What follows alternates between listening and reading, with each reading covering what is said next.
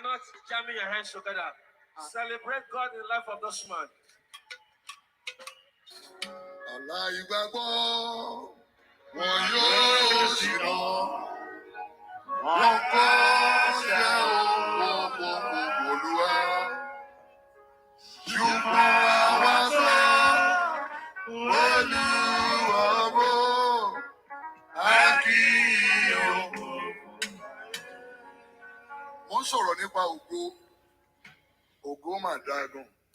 Good evening, everybody, fam. Hey guys, welcome back to our channel. How's everybody doing? I hope you are doing well tonight. Good afternoon, good morning. It's a sober one for us tonight, and I just want to listen to a few seconds or a few minutes. Let's just listen to some calming, soothing music, because this one is quite sober tonight. I'm telling you, it's quite sober. And the question tonight that I'm asking, please confirm if you can hear me. The question I'm asking tonight is that, are we ever going to be able to retire back home safely? Dear Nigerians, are we?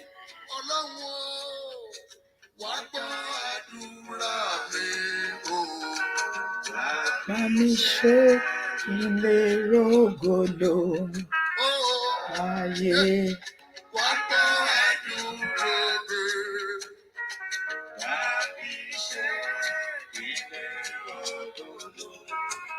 Give it a thumbs up, guys. Please give a thumb up. While we wait for others to join us, we're going to start in a minute.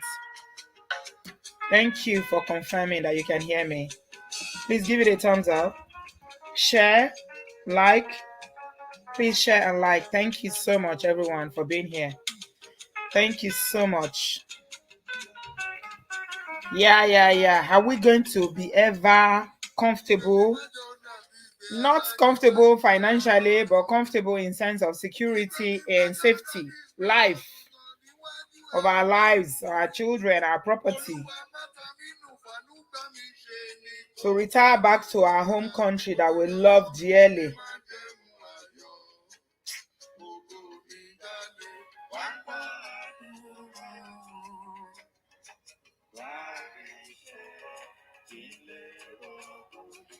Neka, you say we're on compulsory exile by forced exile, right?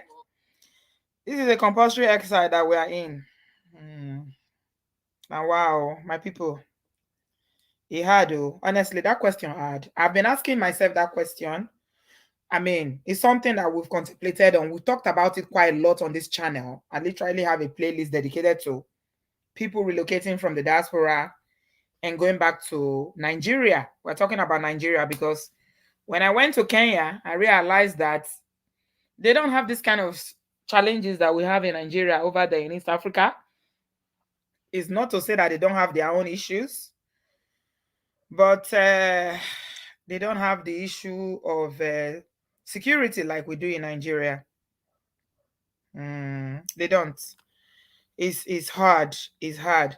When we're growing up, they told us that Ilela Bosimiyoko, when you go, even in Nigeria before, people start trooping to the diaspora like this, when you grow up and people used to go to the cities, when they retire, they go back home to their village to spend the rest of their days in harmony, peace, contribute to their community,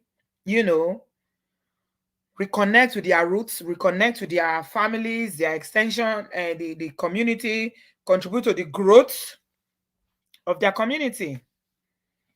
Victorine, you say in Cameroon is the same. Yeah, I hear that Cameroon have been at war for some time now. Yeah. So going back home is not something that is new.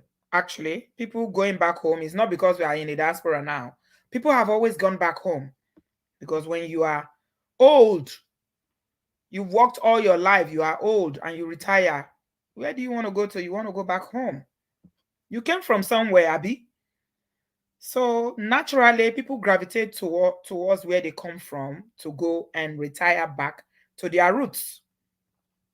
But these days, what is happening in Nigeria now is not easy.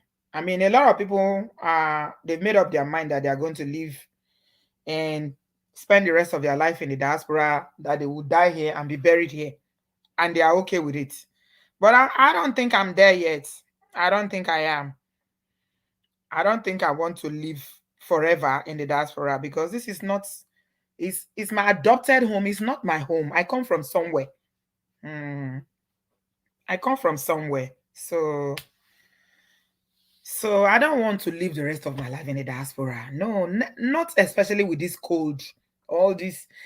Just last week, I was discussing this same issue with my friend, a very close friend of mine, and her husband. We're having this conversation. I was like, "What you guys?" Because I started asking people now to hear what people have to say, and they said to me that they are going to. What they are looking to do is when they retire, they start going when it's winter. They'll go to Nigeria, you know, stay there throughout the winter, wait there and enjoy, go to parties, go visit family, contribute to your community, your old girls or old boys organization, your alumni, your, what they call them, development, your community development and all that, which is something that it usually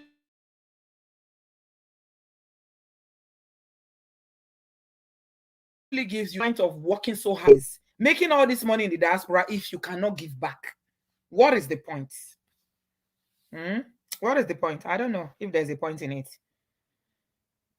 Maybe you can give back from here. You send it back home and you stay here. I don't know. The thought of growing old in the diaspora gives me anxiety. I'm not gonna lie to you guys. I don't like it because I see old people every day. And I know what old age is in this part of the world. It is not pretty. I keep telling you guys this. It's not. Old age in the diaspora, anywhere in the West, and old age in Nigeria is not the same. It's not. Old age here is not good. I don't like it. I don't wish it on myself. But what can we do, Nigerians? Are we ever going to be able to retire back home with the full assurance that our life is not going to be cut short? So that's the story of this uncle that I'm sharing with you guys today. Let me quickly give you a synopsis of the story. His name is Mr. Gbenga Owolabi. That's his name. All right. And he's a Nigerian who has lived in America for a donkey years. I don't know the number of years, but apparently he's lived abroad for a long time. And it was America he lived. And according to all the articles on social media, and I have an audio that I'm going to play to you later on in the show. And he has been planning to retire, to go back. Okay. Some people say it's from Ogbomosho, and some people are saying he's not from Ogbomosho, that is around that area. Okay. But according to all the accounts of the story that I've heard, he's somebody that is passionate about developing his home, developing his city or his state, which is what you go, you get this knowledge, you get money, you work hard, you want to develop where you come from because you know that you've got so much to give back. This is what he tried to do, my people. Patricia say, us black people should not be in a cold country. We have a home and we should be returning home. Unfortunately, due to jealousy and bad mind, we have no home to return to sometimes, it feels like. I hear you. I hear you, Patricia. I hear you. Yeah. So Mr. Gbenga Owolabi, he's been working hard in the diaspora. He has a farm.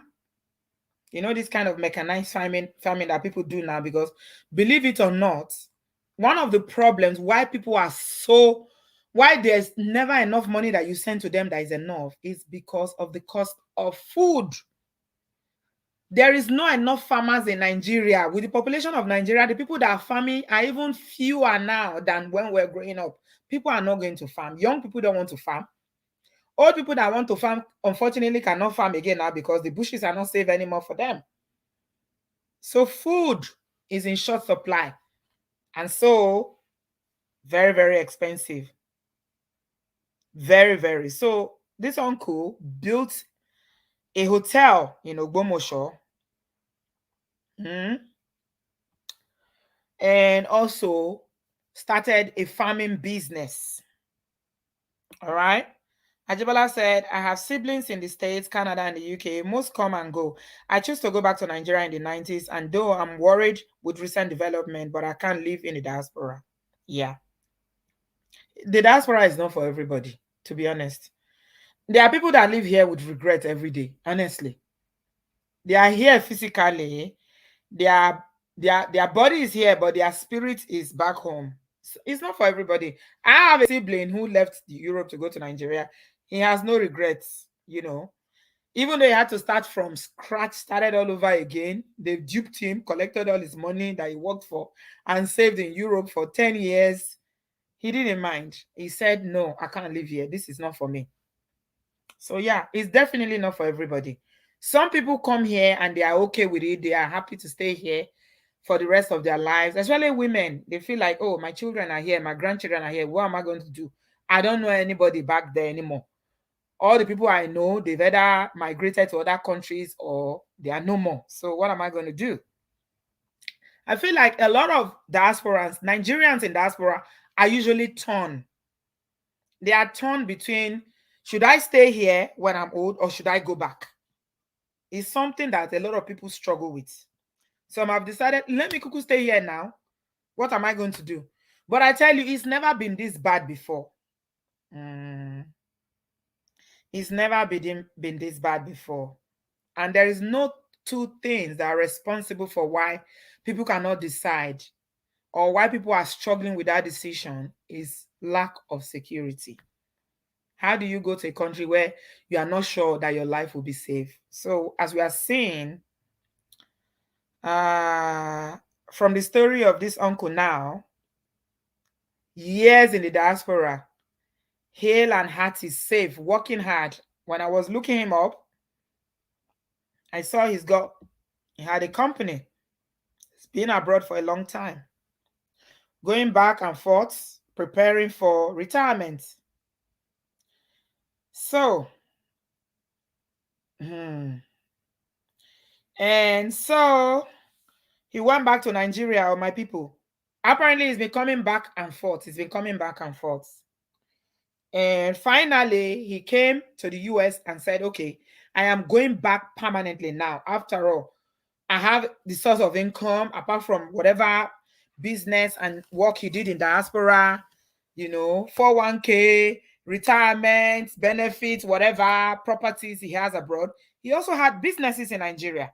He had a hotel and he had a farm, which these two you can live on. If your children have finished college, they are on their own. I mean, how much do you need to live on? He can. Yeah. So he came back for the last time. For the last time he came, he said, bye-bye, America. I'm going to Nigeria, my home country. As a matter of fact, I'm not staying in Lagos. I'm not staying in Abuja. I'm not staying in all the big cities. I'm going to my state. I'm going to Ogbomosho. I am going to Ogbomosho. Unfortunately, that very same day that this Uncle Gbenga arrived in Nigeria was the day that they kidnapped him. My people. Wahala wow. Wahala wa. Wahala wa. BC said, that's why I tell my husband I want to retire to Portugal. It's warm there. The cost of living is low. Nigeria is good for real estate investment and flipping land, but to live there long term is a no for you. That's BC space. And Pauline said, lack of security, lack of good health care and social care etc. makes it difficult to stay in Nigeria permanently. Yeah. These are all the issues, isn't it? And Olivia says, my 80-year-old aunt is struggling here. Her kids make her babysit. She limps and wobbles her way through her daily activities. She looks so worn out and incredibly stressed. 80-year-old babysitting. Olivia, nobody's going to get me to babysit at 80. Kojo. I tell my children now, you better have the children that you can look at. If it's just me, anyway, they could know the kind of mother they have. Me, After I finish raising you, you think I'm going to stand be raising your children? Oh, you are wasting your time. No way. Me, I'm not doing any babysitting and I'm looking after grandchildren at 80. No, I won't. I won't do it. I've done my bit of childcare. When you have children, look after your children. It's not being selfish. It's self-care. I've done my quota. Me Oshimo. I'm not doing again. So the story of this uncle, Mr. Owolabi Gbenga, is that the day he got back to Nigeria, that was the day that he was taken. They kidnapped him and started asking for money, right? So they say they described him as a very perfect gentleman. Let me put it here so you can see. Those who know him describe him. This is from Arewa's Republic. They said Gbenga Owolabi described by many as a perfect gentleman. He was very comfortable in the US, but strongly believed in investing in Nigeria as part of his giving back to his home country. He had a farm in Ogbomosho, Oyo State, and opened a hotel in the same town just last December. So he was in Nigeria, in Ogbomosho, in March 2022. So you can imagine, that was just a few months ago. He was in Nigeria.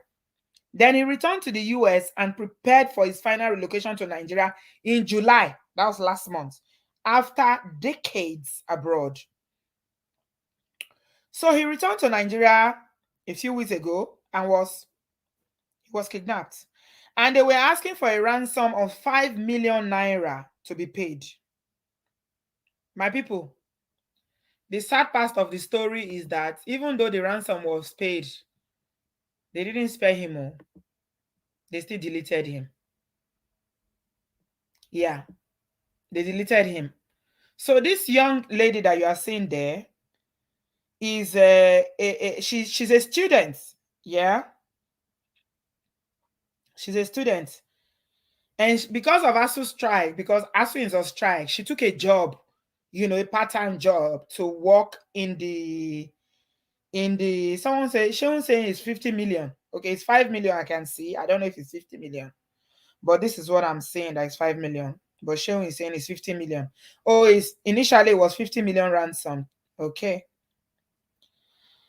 So this young lady is a student, or she was a student at but because ASU is on strike, she decided to take a part-time job. So apparently when they came to the hotel to kidnap this Mr. Gbenga Owolabi, they took her too. Okay, this is where the story gets very interesting, my people. Okay, this is where it gets interesting. It was 50 million that they requested for. Okay, thank you guys for setting that straight. So did they pay the 5 million? Oh, okay. Tonya said that they asked for 50 million, but they got 5 million. Okay, I get it. So this is where the story gets really interesting. Apparently, a lot of publications online have been speculating that it was his younger brother that is responsible for this whole thing. All right. They said it was one of his younger brother that set him up, because when the story broke, everybody was saying, this is an inside job. This is an inside job. I believe that narrative that is an inside job. I believe it. Because the way they did the thing, and like I said, I'll play you the the telephone, the so-called telephone exchange between the people that were negotiating and the so-called kidnappers. Right? It has to be somebody that knows this man. So according to the report, allegedly, they said that they raised 5 million naira, and when they went to exchange, that the kidnapper says that they should not bring police. They shouldn't tell police. Yeah, it's somebody that knows them. Junior, there's no two way about it. Oh, okay, look at this now, Junior. Did you see the people that went to our church, church?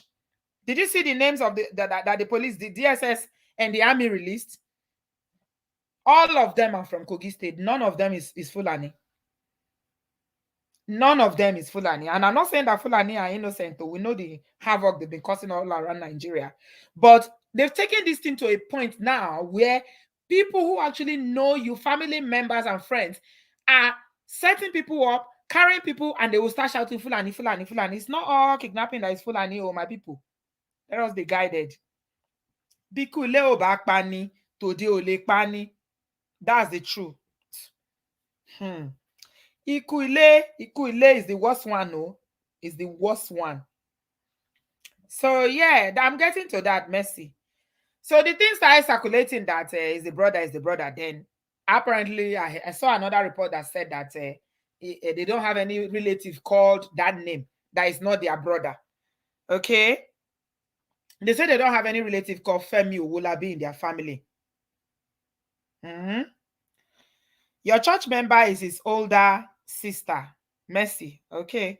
So this is what the family are saying, that is a lie, that they are trying to detract and distract people. That's why they are bringing that story about, somebody called Femi Owolabi is the one that's involved, that they don't have anybody called Femi Owolabi.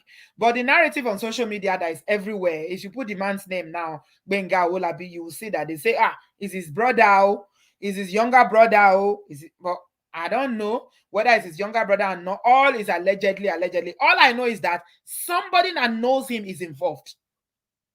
Somebody that, there's nothing anybody wants to tell me about this. Is somebody that knows him, that definitely colluded with other people to do this thing. And it's not a stranger. Because the way the thing happened, like they knew his movement. They knew when he was coming back to Nigeria. He's been coming and going. They knew. And when he was kidnapped from the day he came back, they say it was even the day he came back from America. From what I read, though, allegedly that he was kidnapped with this young girl, right? They took both of them. They started negotiating. You know how they do now. And another thing that occurred to me is that Nigeria under Buhari have been saying that you have to register your SIM card. So how come that this SIM card that these so-called people who are kidnapping people are using to call family member, nobody is able to trace the SIM card, who the SIM card is registered to? Are we even ready? Are they ready in Nigeria to stop this? Or it's become so lucrative now that everybody is looking the other way? So if NIM is in operation and all SIM cards now, because I remember the last time I went to Nigeria, I wanted to buy a SIM card and they said, no, you can't just buy a SIM card anymore now. It needs to be registered. It's gone are the days where you just buy pay as you go SIM card. Every SIM card in Nigeria is supposed to be registered to a name and address. So how come this SIM card they are using to call, nobody know? Are they hiding the number? Is it that Nigerian police till now don't have they don't have the equipment to trace calls to know the location? Because what we are hearing now about these uncles, very, very unfortunate. There's nobody in the diaspora who's lived in diaspora and you worked out that you will hear this story that it will not touch you, except you don't have a heart. So they said they shouldn't tell anybody. Don't tell anybody. But I don't know how they did though. One way or the other, they told the police or army, and they said that they sensed that the army was in the same bush. My people, let me bust your bubble again. Do you know that these kidnappers now, when they go and pay them ransom, they wait to count the money?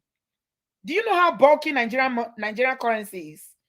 Do you know how long it would take to count 5 million naira cash?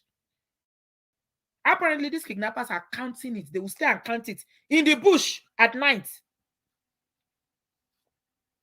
Yeah. Junior, I believe you. Now, inside job. It's an inside job. Yeah. Somebody that knows him, that knows what he's worth, that knows that he's a diasporan who is relocating to Nigeria, is the one that is behind this thing. They usually go and collude with people to do the job. That's the truth. So I'm going to play you the audio now, okay, of when they were negotiating. Please just listen to the conversation and then try to make sense out of it. It's a little bit all over the place because obviously there's a lot of distress. But one thing everybody that listened to the audio kept saying is that this voice is not Fulani.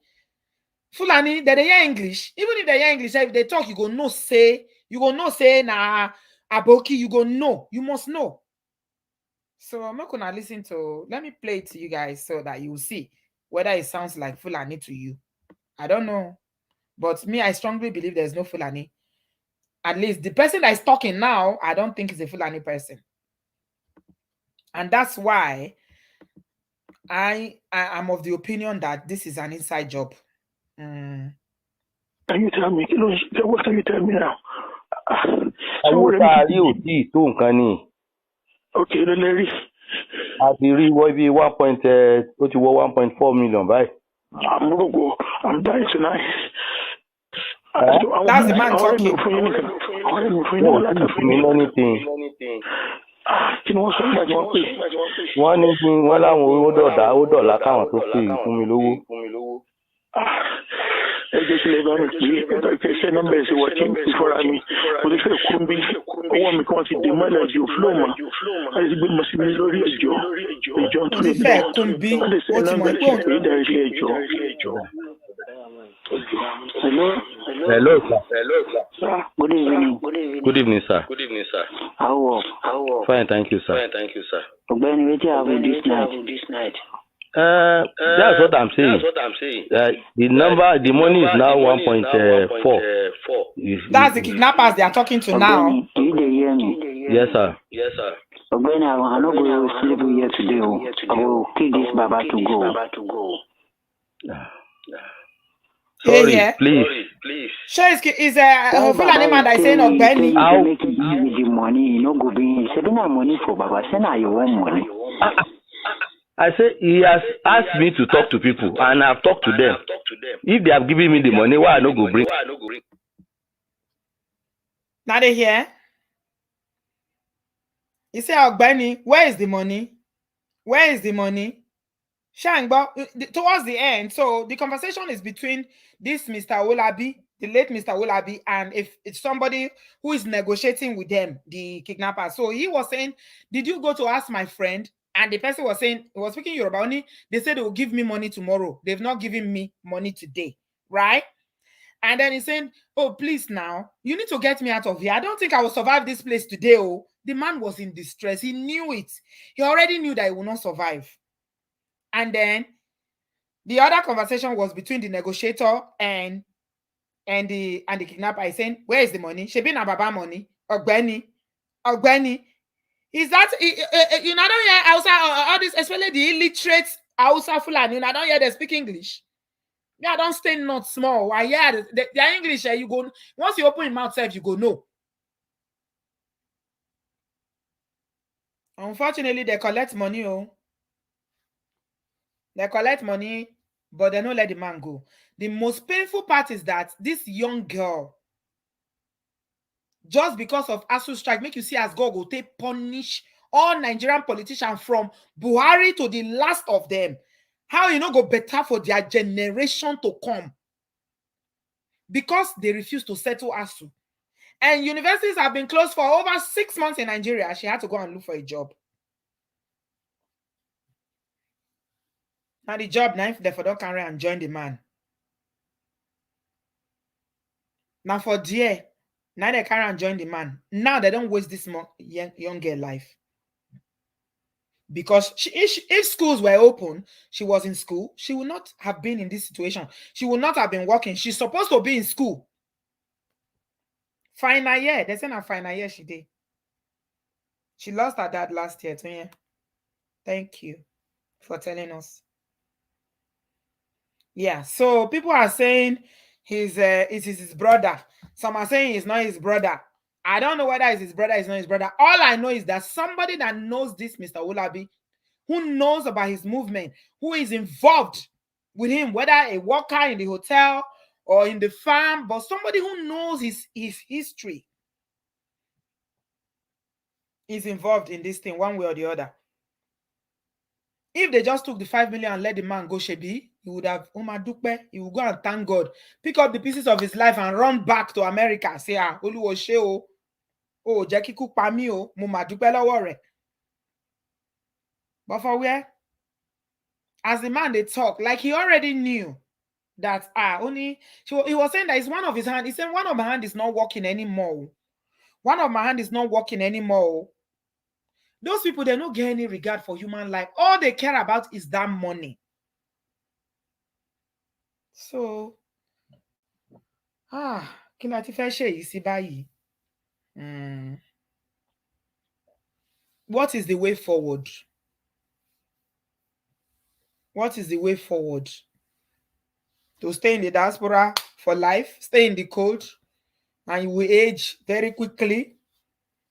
And I was saying it in one of the video shows that we had a while ago, that what I noticed in my work in this UK, I'm still looking to it. Maybe I need to do some serious research into it. You know, Alzheimer's, dementia is more common here than it is. I don't know whether it has to do with the weather. I think there's something about the weather. Because growing up, we had a lot of old people when I was growing up. My grandmother lived over 100 years. My paternal grandmother lived over 100 years.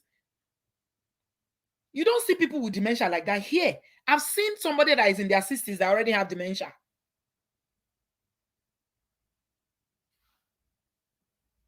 So, now to stay here and just endure the cold for life, just the suffer. When your children don't grow, come up for house, they don't get their own life. You're just there. Only you say house. You don't suffer, walk all your life. When you cannot do things for yourself again at old age now, you know what old age comes with?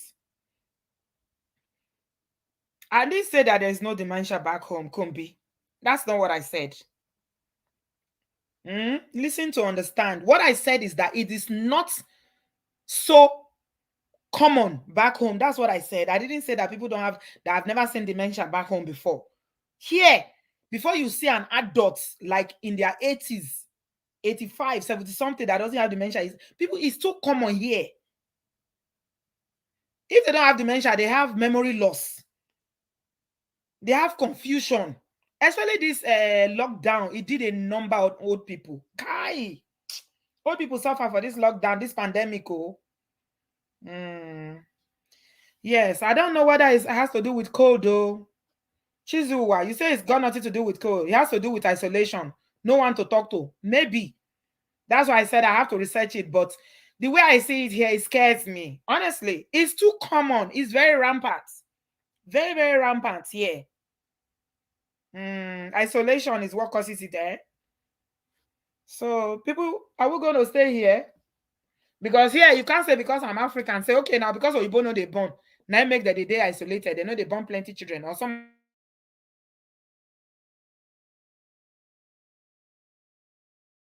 of them know they are in their 80s, both of them, they don't get picking, only then they the house. You see house. I shake my head, I say, God, they don't get picking, they don't get any living relative, all their relative don't delete. Nobody, no let them. So if we say now because they know they born, though even people where they're born serve at a point your children will grow, they will leave. Your children are not going to stay with you permanently. Never. They will go. They have their own life to live. You can't make them remain with you forever. How are we going to escape this isolation that everybody is talking about? How are you going to escape it? Tato, you say your mom is in Botswana. She's in her 80s, very sharp, works faster than me. That's why I was thinking that maybe it has to do with the weather, because the sun, whether you like it or not, that sun makes people strong. Cold makes you weak. Cold makes you weak. Your body will just be.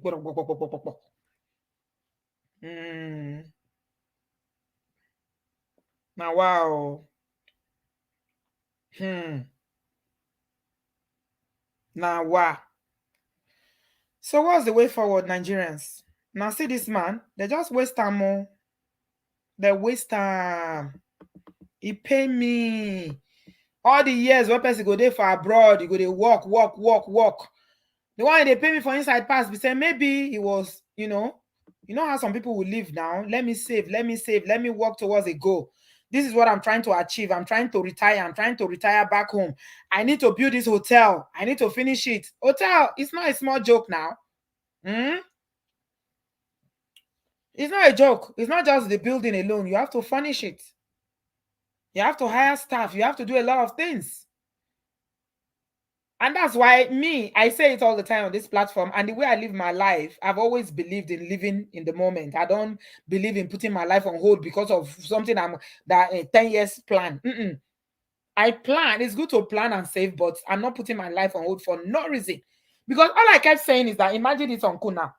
Maybe he's just been living frugal. I'm not saying he is, I'm just making an analysis, a job. Maybe he was planning towards this retirement. Now that, okay, if I get to Nigeria now, I will live my life, I will do this, I will do this, I will do that. They didn't even give him the opportunity. He was denied the opportunity. He was denied the opportunity. Yeah, they didn't allow him. So imagine, so all the work now and everything, the investment, the farm, the hotel, other people are going to enjoy it. If his children are in the diaspora now, but children don't have interest in Nigeria. They are not interested. They're not interested in anything in Nigeria. Those that were born and brought up here, they can visit, but tell them about one house you have in one place in Nigeria, they'll be like, oh, okay. They have no interest. They have their own thing going for them. So what are we going to do? Eh? Oluremi said I should retire to Hawaii. I am tired of being an arìnrìn-àjò. What Yoruba call arìnrìn-àjò? I'm tired of being a sojourner. No, I don't want to go to any other country. No. I'm tired of being a stranger. This Britain, is it? After this one, I no fit again. I cannot be a stranger in another man's land again. I no fit. I cannot. Anyway, let's have a discussion about this. What can we do? What can we do? What is this? What is this? This is too much. I feel so bad. I try to see if he has family. I didn't see anything, whether he has a wife or children in the diaspora. I don't know. I couldn't find anything, but I want to assume that he has children and he has a family. I don't know whether they're in the diaspora, they're in Nigeria. I don't know. I'm not going to any Hawaii or familiar. Do I know in Hawaii that I'm going to meet in Hawaii? Is it not the same isolation you're going to meet there? Who do I know there? We are running for isolation. You say we should go to another country and start all over at old age. Tonya, welcome, my sister. Hello, Auntie B. Can you hear me? Yes, I'm hearing you. In fact, this story, it is so sad and it is very scary because I listened to Ayefele has this radio show every Tuesday, and let's talk about it. I usually listen to it every Tuesday, and the sister of this man came to that show. She was sobbing her eyes out, and this is why I know this story. So apparently, what happened was he's been in Nigeria for a few weeks, and then that lady was like a PA to him. That lady, that girl that is in the final year, because obviously ASU now, ASU strike, and then her dad died, so she was trying to gather money. Anyway, they came back from either they came back from the hotel or they came back from site. I don't know. They said 5 minutes later, they heard a knock on the gate. Gate man opened door. Now, so these kidnappers enter, carry them go. So and the gate man even allowed them to enter. I don't know whether they even killed the gate man allowed them to enter. So I don't know whether it was a plan with the gate man. No, you see what I'm saying? Anyway, they carried them go. Was demanding this 50 million. But the question that Ayefele was asking them was that this thing did not, it happened. So did they not involve the police? And this is the question I'm asking as well. I know the kidnappers will tell you not to involve the police, but because the story has been going around on social media, so the police knew about it. What did they do about it? They didn't do anything. I thought they said that the police came on when they were going to do the exchange with the money. That's why they now finally deleted the man. That's what I heard, or that's what I read. Okay. Anyway, that part wasn't even clear to me. But what I understood was that when they played that video as well on that show, and then what they said was that 1.4 million, the man was saying they need to sort of get more. It was 50 million they demanded. They gave them 5 million. But the man that even took the money, they paid that man. They paid this man and the girl. And then there was a story going around to say that it is his brother called Femi Owolabi. That was what the lady came to debunk, that they don't even have any brother called Femi Owolabi. That was just a blogger that was running with that story because she was really sobbing her eyes out. But the pari of the matter is there must have been an inside person. No how. There is. Yes, that's what I believe. No how. There must have been an inside person that sort of did this thing. I just feel sorry for the man.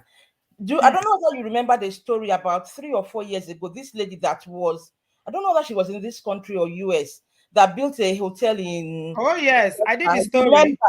Remember, yes, exactly the same thing. What about the Auchi man? There was an Auchi one that happened 2 years 2 years ago. It's the same thing. He usually goes to. He's from Fuga, that's my area. He usually goes to he helps his people, he helps his community. He has a house there. When he goes for Christmas, he stays for 3 months. The same thing happened to him. Exactly what happened to this uncle. Yes. So, and that's the point I'm making. But if you have a business in Nigeria, you've been going backwards and forward. Obviously, you want to go and sit down there now. Otherwise, they will destroy your business. Yeah, you can't invest.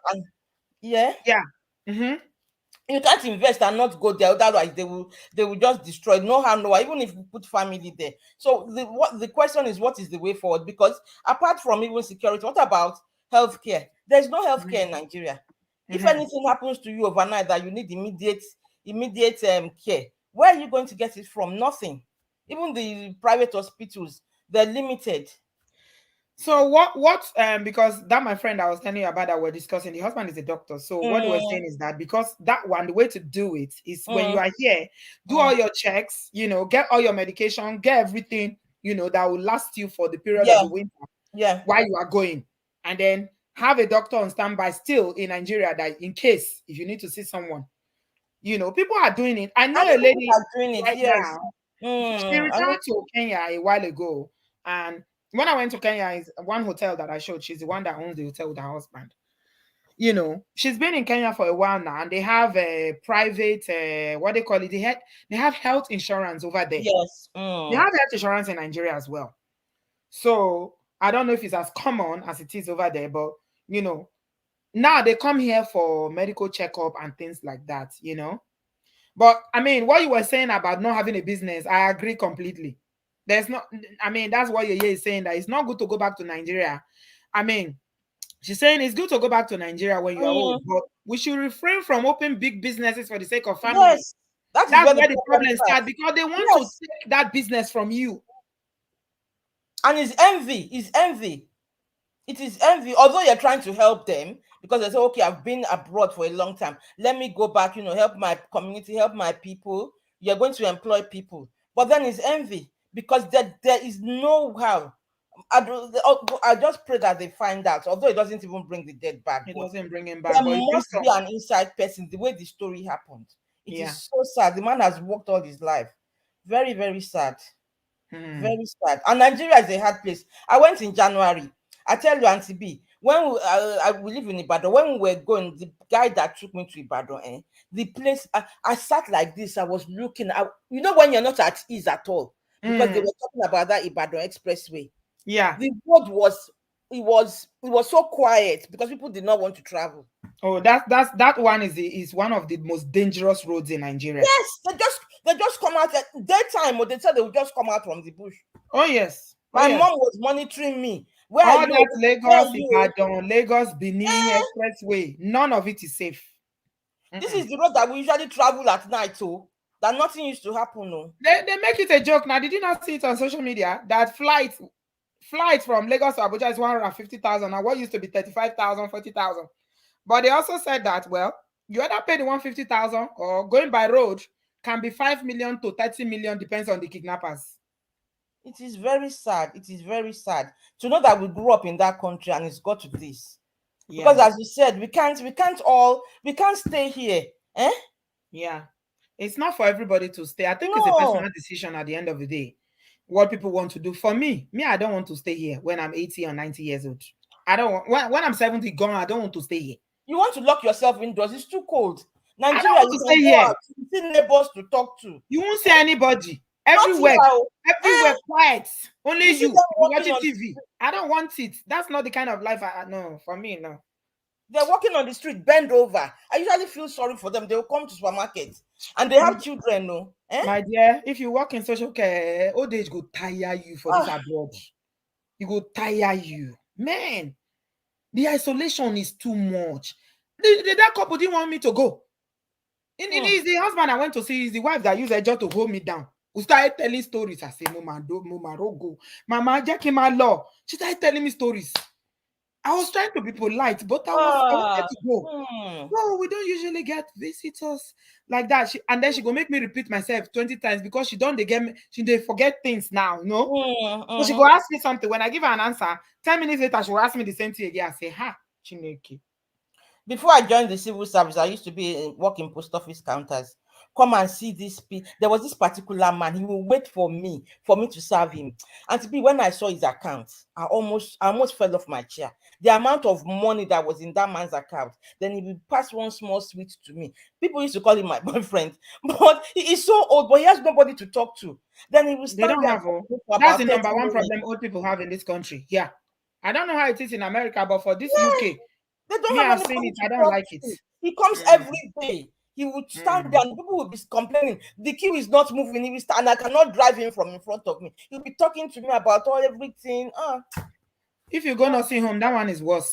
If you go to a nursing home, chai, it is well. Thank you, my sister. Okay, thank you for your contribution, darling sis. Yeah. Thank you.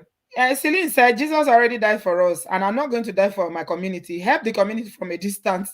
I like you, Celine. You're all front about your own. You are the only one succeeding. If you are the only one succeeding in your community, you become a community target. I agree with that. I do agree with you, my sister. Baby favorite says, my dad died at 93, and his cognition memory was intact until death. But my dad's first cousin in the US died at 70 with dementia. At 70, you see? I'm telling you, it's either a combination of the cold or the isolation, but there's something in this obodooyinbo. I'm telling you, the rate of dementia in this part of the world is scaring me. Especially now that I started forgetting already. I'm only 50. So I'm thinking now in 20 years, will I remember anything? She said, my dad's first cousin died in the US 70 with dementia, and the wife already has early dementia as you are talking, and she's in her 60s. I don't know what it is though. Maybe it's in the water, wherever it is. I don't know. Me, since I had corona and I started forgetting things, that dementia is scaring me now, and that's why this place is not for me. Maybe it's the food though. Tell me, is it the food? Please tell me, this place is not for me, I'm also terminal. Say my own, no. Everybody is free to say their own, no. Victoria, good evening. Unmute yourself. How are you? I'm fine. It's Monica Fernandez. Hey, I know. Good evening, everyone. I greet them. We greet you the special. Thing is so sad. I don't know when we bad can reach like this. The wickedness in Nigeria right now, I can't even explain. How can you kidnap somebody? They pay at least small money. I still leave them now. Okay, maybe the person they suffer, they pay you now. They're not get hard to. Just take somebody's life. See, you're killing fowl. What would they kill Christmas fowl that year? That's so. Like now. Now it's 3 people now. 3 persons. The little girl, the young girl. The who go carry money, go give them. This man now, innocent man like this. The way the man, the person that was negotiating was even talking to the kidnapper, that talk too they familiar. There's nothing like, please, oh, this is our brother, oh, please, this is all we have. Don't worry, we'll gather the rest and give you. If they talk with us, like, if you want kill them, kill them. They're not going. Now so easy to gather money. They're not going to give them time. Nothing. The person is too rude, even talking to the kidnapper. It's like they are friends. They were just rapporting well. It's so sad. It's so sad. Like me, I'm not a relocate home. Me, I'm not relocating to Nigeria. That one for sure. Okay. Thank God, in Spain we have Isla Canarias. There's no code there. I can just relocate there. or I'll just go to Costa Rica. I already speak Spanish. Me, I'm not going to Isolation, no dey Nigeria. here. If it dey warm, what about isolation? Why can't we build our own African community in these hot places? Let's be there. Let's what you call America? They don't get China, whatever, Chinatown. Chinatown. Let's do something like that since our country is not good now. Our country is not good. This is the first time I'm going to tell you. Me, I went to Nigeria March. I not step Benin. I was in Lagos throughout for 2 weeks. Go do it now. Go and do what? None of my family, I not tell anybody. If they hear my voice now, they can't sabi. I didn't tell you. I just you can't go there. Only Lagos you go back. I just relax for Lagos. I'm not just feel stress myself. I don't blame because you. none of my close person even know I was going. None of my friends know where they are. I just enter on a freestyle. Like, come on now. We're not safe anymore. For the dementia thing, I guess is the food, because their food is not really that organic. It's not pure. Whether not the food, whether not the water, I don't know. But the thing too common for here. It common too much. Now what do they fear me? Common for the loneliness. We Africans were not that lonely. We get a lot of people. Because we get open societies. We get open society where we say you there your house, neighbor, I go greet, they will come. Nigerians know they mind their business. This is the beauty of our communities. But they are spoiling it now. That place is not safe. And for people that are trying to relocate, I guess the only solution that I will give to them, the only solution, if you know, say you get family with person, they're very jealous. You have a very jealous family. Please stop building hotels. Because these people, all they want is die your hotel. They don't care about the person's life. Stop building big things at home. Be on the low key. Don't even let them know. Don't stay in your house. You see, now if this man they hotel now, nobody don't know where they can't get him. Stop staying in your houses. Because the rats where they outside, no, they know what rats where they inside chop. We should just open our eyes. When I grow they come, they'll tell you, say if your yam too white, use something cover and make them no stay now. This is the exact example. Now in person, nine by him, not be another person. As in, how can you just arrive today? They don't carry you tomorrow. How they tell no? They use jazz. So they monitor. Of course, now in person tell them now. This is only too much. The man, the man from your side, the one in the US, it happened. That lady where they UK, that's how we get one pikin, we go build hotel. The same thing. What is it now? Please, anybody will want that. Not be only those ones. Plan a retirement with me. Plan our way. We get to go Kenya, make we can go. But me, I'm not going to Nigeria though. Okay, maybe that's African community. Now you go start on for that side. Now go build retirement homes for that side. Just build flats where some go there. At least go to see each other. You don't need to build flat now to buy your flat now. Just buy your flat. Then nobody where be your African there around you. Then what's the point? But that's what I'm saying. If we now as a Nigeria community, if everybody you have a home where you're staying.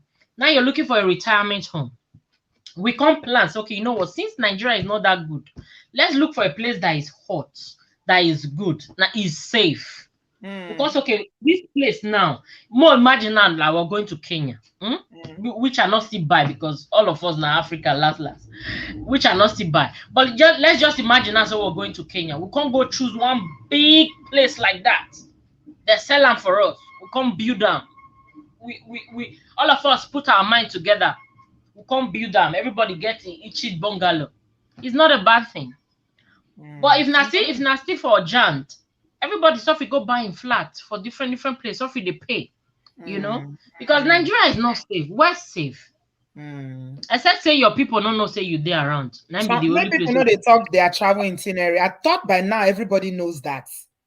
People but this man might not announce it. This man might not announce it coming. I know they tell anybody to come pick me. No pick me. Yeah, but this man, he might not announce he was coming. But the brother knew where he was staying. His family knew where he was staying. That is the risk there. They shouldn't know where you're staying. They have no business in knowing where you're staying. Mostly if you have, because inside us, we know one of our person will kill us. Mostly if you have that person in your family. Don't say it. Okay, thank you very much, my darling Monica. Appreciate you, darling. Need to move on to our brother Tokpe Tosin Owolabi. Are you related to the uncle we are talking about? No. Oh, okay, it's just a coincidence. Welcome. Where are you joining us from? From Atlanta in America. You're welcome. What do you have to say? Anyway, I just want to contribute to the discussion, and it's just quite unfortunate that this type of thing is happening to most of the people that have spent so many years in abroad and want to retire home. Like me now, I've been planning to go back home. All my assets is in Nigeria. I don't even have anything here because all my mind, my life is in Nigeria. But unfortunately, the incident that happened in recent times is very discouraging. And I want to just heads up, because me, I used to go to Nigeria. I go to at times 3 times a year because I don't know why. Was that deliberate for you to invest only in Nigeria because you plan to retire back home? Yes, because that is where my mind is. You have to understand where your spirit is. The only thing my spirit is doing in America is to make money. To work. Yeah. It's to work. And the only place where I feel free and enjoy little life is in Nigeria. That's me. That's me. Over the years, for the past 15 years that I've been here, there is no year I don't go to Nigeria. Even when the situation is not, and most of us are like that. Everything is not about money anyway. When you look at this world and when you look at your life, you discover that everything is not about money. At the end of the day, you will have the money, you will have the comfort. Then you now ask your inner spirit, do you even have peace of mind?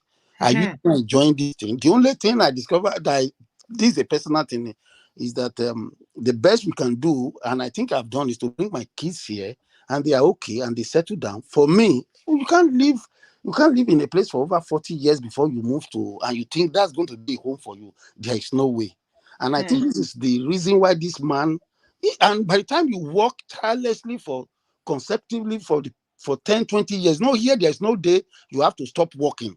Nigeria, they have the freedom of going to enjoy even when they say they are working, some of them are not even going to work. So they have family milling around them, they have friends, they can go travel from one place to it's not like that here. I hardly attend any party here in America. Where is the time? Where is the time? I work about 10 hours or 12 hours every day. I come back, I'm on my bed. I have to sleep, I have to rest, and I have to make sure I get something to eat. So life here is so boring to my spirit, even to the physical body. And I think most of us are experiencing it.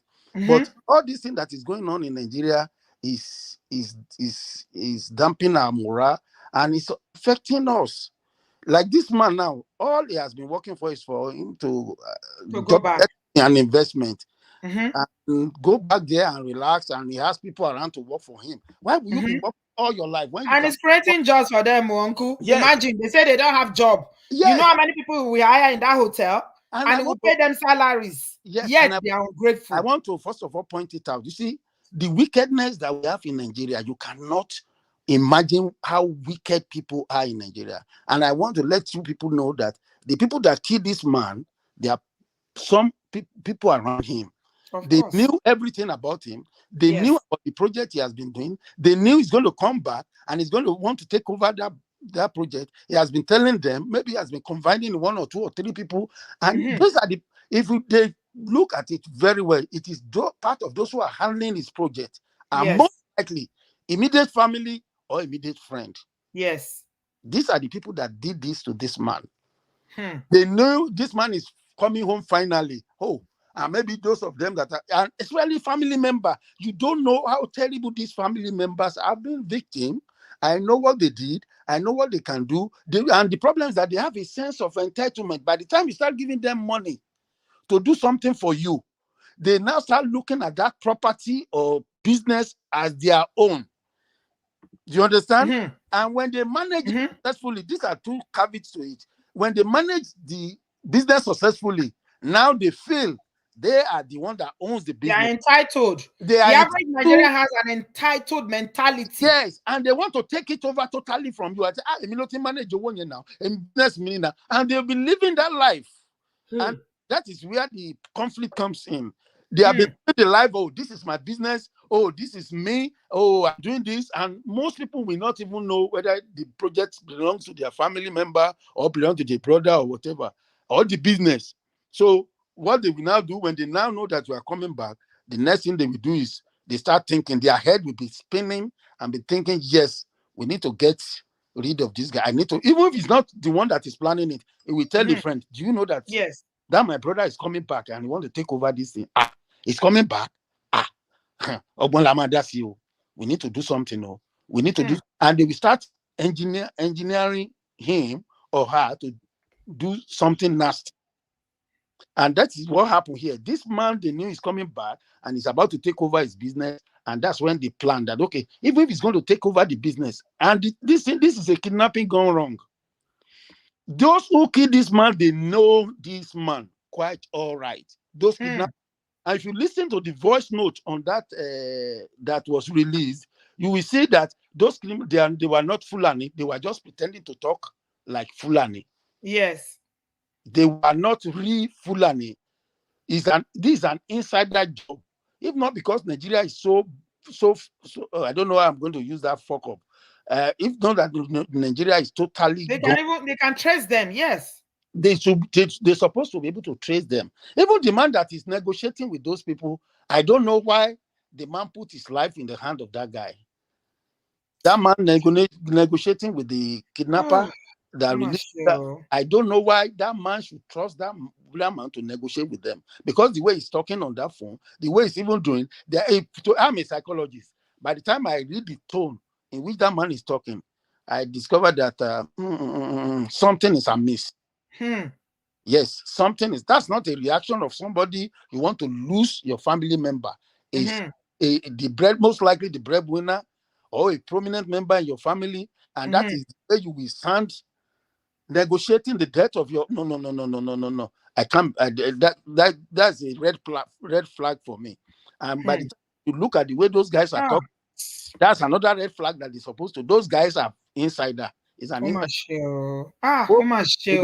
When I heard the voice of that man, uncle, he was saying, please, please, please. I'm like, oh this my is a man living in New York who has been living a good life. Imagine being tied down, and it's a little bit. He's a chubby man. Imagine they tie his hand, and they were intentionally torturing him so that the money will come out. But unfortunately, they don't even have access to any money to give them at that point in time. And you see what that guy said? They said they're going to waste him. They know that if they really, and you do know that another thing is this, that lady that was with the man when they kidnapped him, that lady might have known some of these guys. You think so? Yeah. Not that she's a young girl, not that he's an accomplice, Okay, she recognized them. Yeah. She recognized one of the recognize one of the Yeah, he knows one of them. And that's why they decided to just say, okay, even if we collect, I learned they collected 5,000 naira. 5 million. 5 million. That's why they decided to. And I'm going to tell people here, like I said, I used to go to Nigeria. I have my own security mayor when I go to Nigeria, even though it's not foolproof, but I think we need to understand this.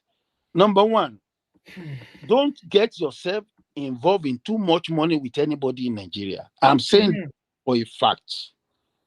Even if you have a property, and that's the problem. Even when you have a property, there's no way even when you invite somebody, maybe what they call these people that build house for you, unless you have a trusted person. Contractor. Even these contractors, but if you have one, it's better to involve an external person to handle your project for you. Now, family is the number. That one is the end of your life. If you exactly, and use your family to supervise.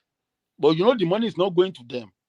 They go, okay, I'm going to give you this, I'm going to give you this. They know they don't have hand, and they are not entitled as far as that project is concerned. But when you entrust everything to them, I'm telling you, their mindset change, their thinking change, the way they see life change, the way they see themselves change, and the way they see you change. You that is dropping the money for them, they now see you as enemy. Go and look. Most people have testimony here. Even when you help your family member to build a family house, we are not even saying your own. No, you see the way they they will turn against you. I'll be wondering, I'm just building our father's house now. Why are you guys against this thing? They say, oh, are you the only one? Why are you doing this? Okay. No, all those things. This in Nigeria, the enmity is too much. It's too much. It's too much. If you look at their eyes, you will see the way they are so aggressive. You see the hatred. Yeah, and you know, Uncle Tokpa, one of the reason is that most people who haven't had the privilege to come abroad, they always believe, you know how you were talking about how you work 10, 12 hours, you are tired, you don't have time to socialize, and you're always working. Yeah. They don't understand that lifestyle. No, to them, as you are in America now, you are a big man. All you do is you just walk the street of you just pick money from the ground. They don't understand the lifestyle, how hard people have to work to be able to pay your bills here and have enough to go back to Nigeria and develop something. They don't understand it. They don't understand that. They don't understand it at all. Like I said, when you are going to Nigeria, these are the things. Number one, personally, I don't use any driver. There is no friend that will follow me to travel any distance in that Nigeria. I drove my car by myself, and I'm in the car by myself. Nobody is there with me. Nobody is going to know where I'm going to sleep and when I'm going to wait. I want my next destination. I don't let anybody know. Even when I go home, in my home, I just drive home anytime I feel like driving home. Nobody's going. I will not tell them I'm coming. Nobody's going to know the time I'm going to leave the place. And somebody also said that even if you have a home that is tastefully decorated and everything, don't stay there. No, you can't. It's better for you not to stay there. It depends on where that house is. You can stay there. The only thing is, you can. Let me tell you. If you stay there, Uncle, it's predictable. They can come and carry you. That is if you have been doing business with them. I tell you, you must learn not to expose your financial information to them in terms of what you are doing. They don't get your family member involved. Either your brother, your sister, your anything. Don't get, because this is the problem. Even your friends, don't get them involved. You have to let that, don't carry all this, your friends. Or you go to beer parlor today, or you go to bar, or you go to this thing and you start flaunting. Don't do all things. Those are the things that can give you problem when you go, even parties. So now, I mean, what we know about this our dearly departed uncle Owolabi that is gone now, he tried to develop his community. He started a firm that will employ plenty people for jobs. He built a hotel to employ people to give back. So are we saying that people should not even bother again to? No, they can do it. But what I'm saying is, you see, there's two different things we are talking about now. Investing in Nigeria and going back to Nigeria is two different things. When you invest, you have to think ahead of those of them handling that business. Because like me, I put in a lot of money in Nigeria, and I've discovered most of this thing went down the drain. Yes.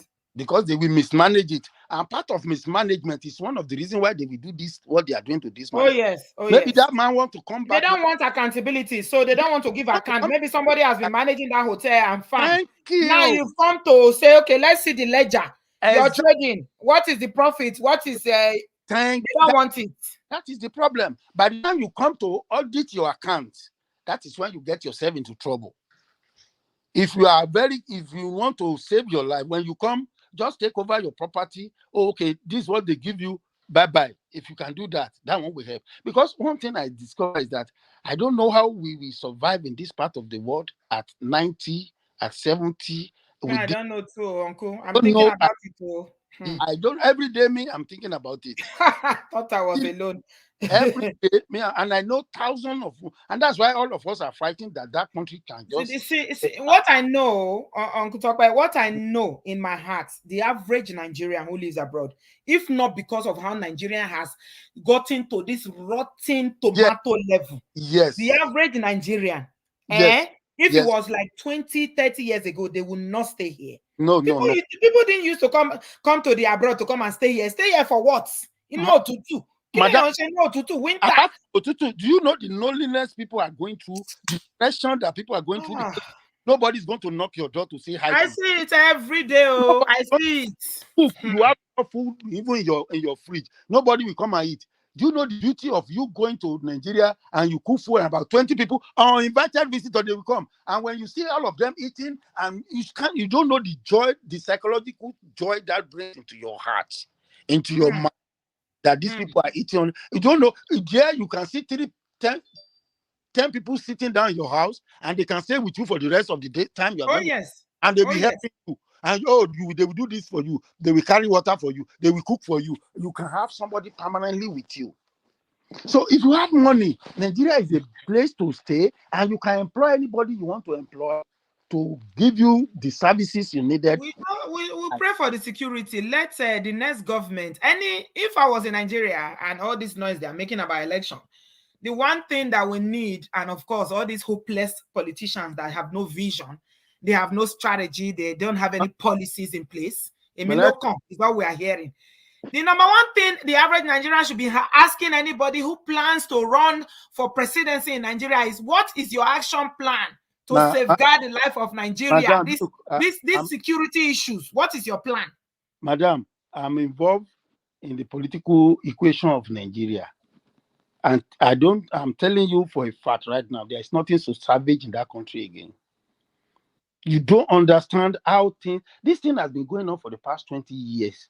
And it has got to state that the only thing that can save that country is revolution. The only thing that can save that country right now is for the masses to rise up and take over the country and send away all these bastards that have been looting our money for the past 20, 30 years. Or we divide the country, let all of us go and take care of our space. All these politicians, and the next person that is coming is not going to do a jack. No, nothing. Because the system is warped already. You understand? The only thing that can happen is that, okay, if during this election, the whole people, the majority of people decide to bring in a new face, and that, this is people's choice, not this Emilokan set of people, not this idiot that has been there for the past 20, 30 years. They've taken all our money. Not even Obi. I think Obi, if everybody agreed that we should take Obi to the next level and become the president, maybe if he understand that it is the people that brought him, maybe he could do something. But all these Emilokan people, all these Atiku people, they don't have any jack they are going to do for any one of us. The first thing Atiku will do is to recover all the money he spent in the past 2 elections. Yeah, because they are part of the rot. Yes. The rot. How are you going to correct what you destroy? Yeah, because you intentionally destroy, not that you destroy it in one day. You are destroying it for the past 20, 30 years. They are still destroying it up till now. And nobody is okay. Look at the people Buhari put in prison. The politician went to him, they begged the guy to release them, the Dariye and co. And these people are thieves. And you say you put them in prison.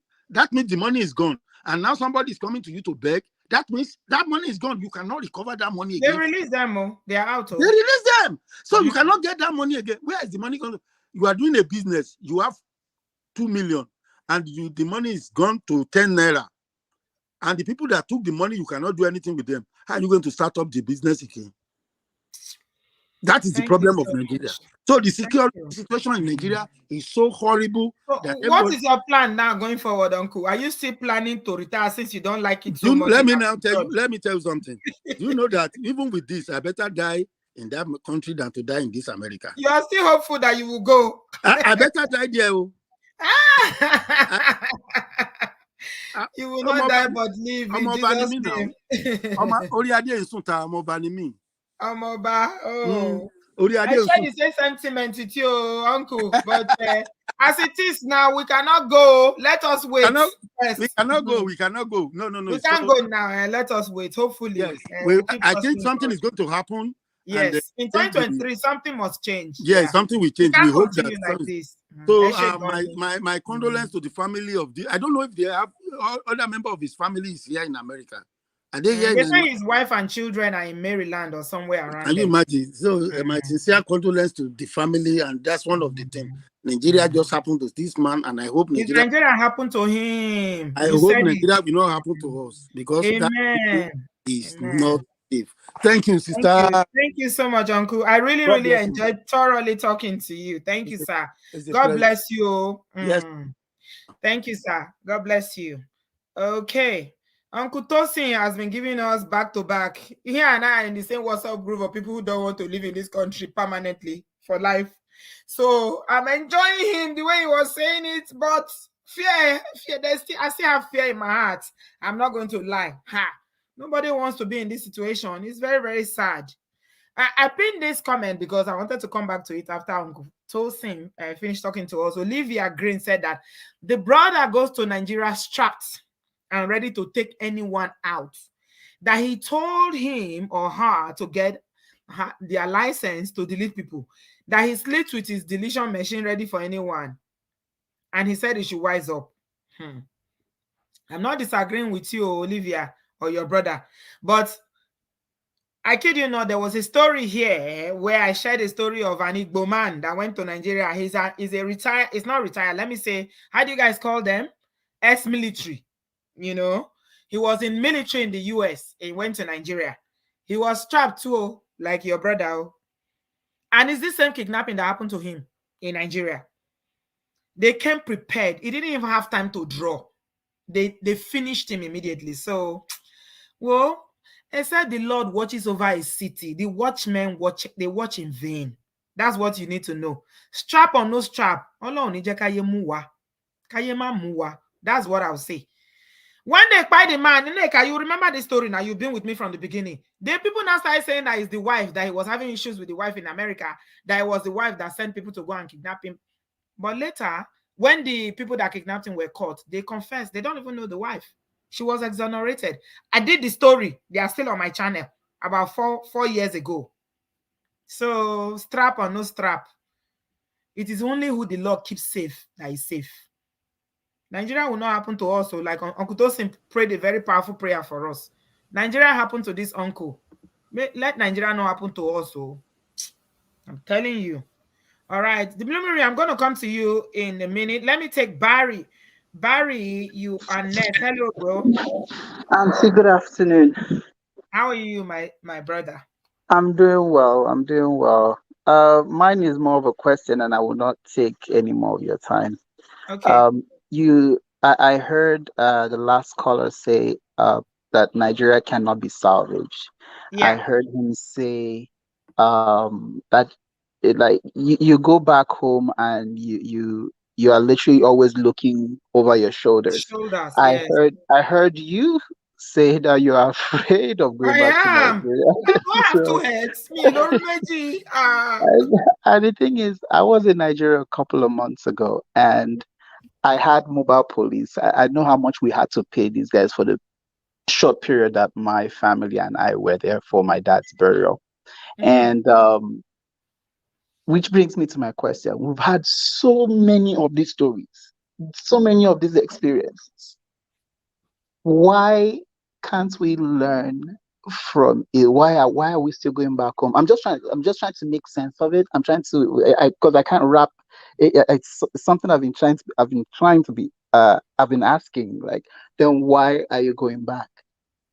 You know, the situation is horrible. Why would I make money here, go back home and spend the rest of my life, which is not so long ago, the rest of my life always looking around my shoulder? Oh, you hear maybe one cat will pass now. Why would I want to live that kind of life?